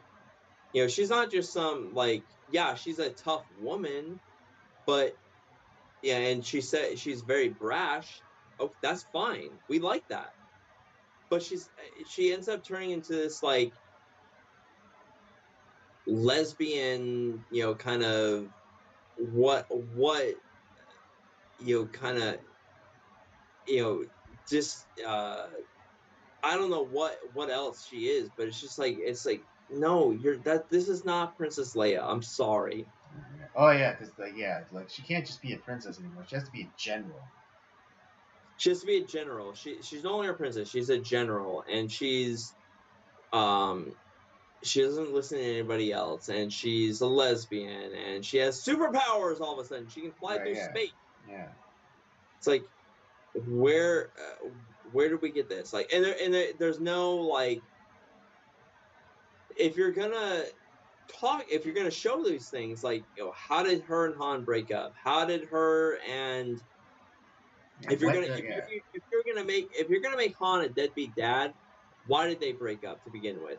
Why did she become the way that she is? Give some backstory, a little bit, like, give us something. Make us believe why her character has changed so much, Yeah, so and drastically. so drastically in a couple of decades. Anyways, we're getting slightly off the topic. But that's what I'm saying. Like, this is where, like, why Galaxy Quest is so good, because it's not making the fans in this film toxic. The fans in the film are almost as central to the story as, like, the characters that Yeah, it's are the main cast. Yeah. as the actors playing the main characters. Mhm. Absolutely. So I just, this movie, it is paying homage to every sci-fi film out there. It's paying tribute to the fans, and if you're looking for a sci-fi film, this is one. If you're looking for action, you got this film. If you're looking for comedy, it's here. If you're looking for drama, Galaxy Quest. And I'm starting to believe that David Mamet was right. I think this is the perfect film. I think it really is the perfect film. It has everything. It's perfectly cast. The screenplay is perfect. I wouldn't change a goddamn thing about this film. And I'm inclined to agree. So yeah, if there isn't anything else, let's wrap things up. Give our ratings and head on out of here. All right. Honestly, this is a 5-star movie for me. I don't Do I have this movie in my top 10 of all time? It's close. I would say it's probably in the top 15. Um, it's definitely in my top 5 sci-fi films for sure. I love all the actors that are involved, from top to bottom. I don't think that there is a badly cast. There's no everyone that was cast for this film is perfect. I wouldn't change it. I wouldn't change an actor. I wouldn't change a line of dialogue. I wouldn't change anything about this film. I love this film. I've seen it now. I've watched it about 3 times. Preparing for the review. Mm-hmm. I think it's so good. I literally wouldn't change anything about this, and I think and it's not just because I like the film, but I think it does have a good message at the same time. There's these great, like I said, there's these great moments that like make me tear up, that make me cry. There's the moments that make me laugh. There's just so much about the film that I love.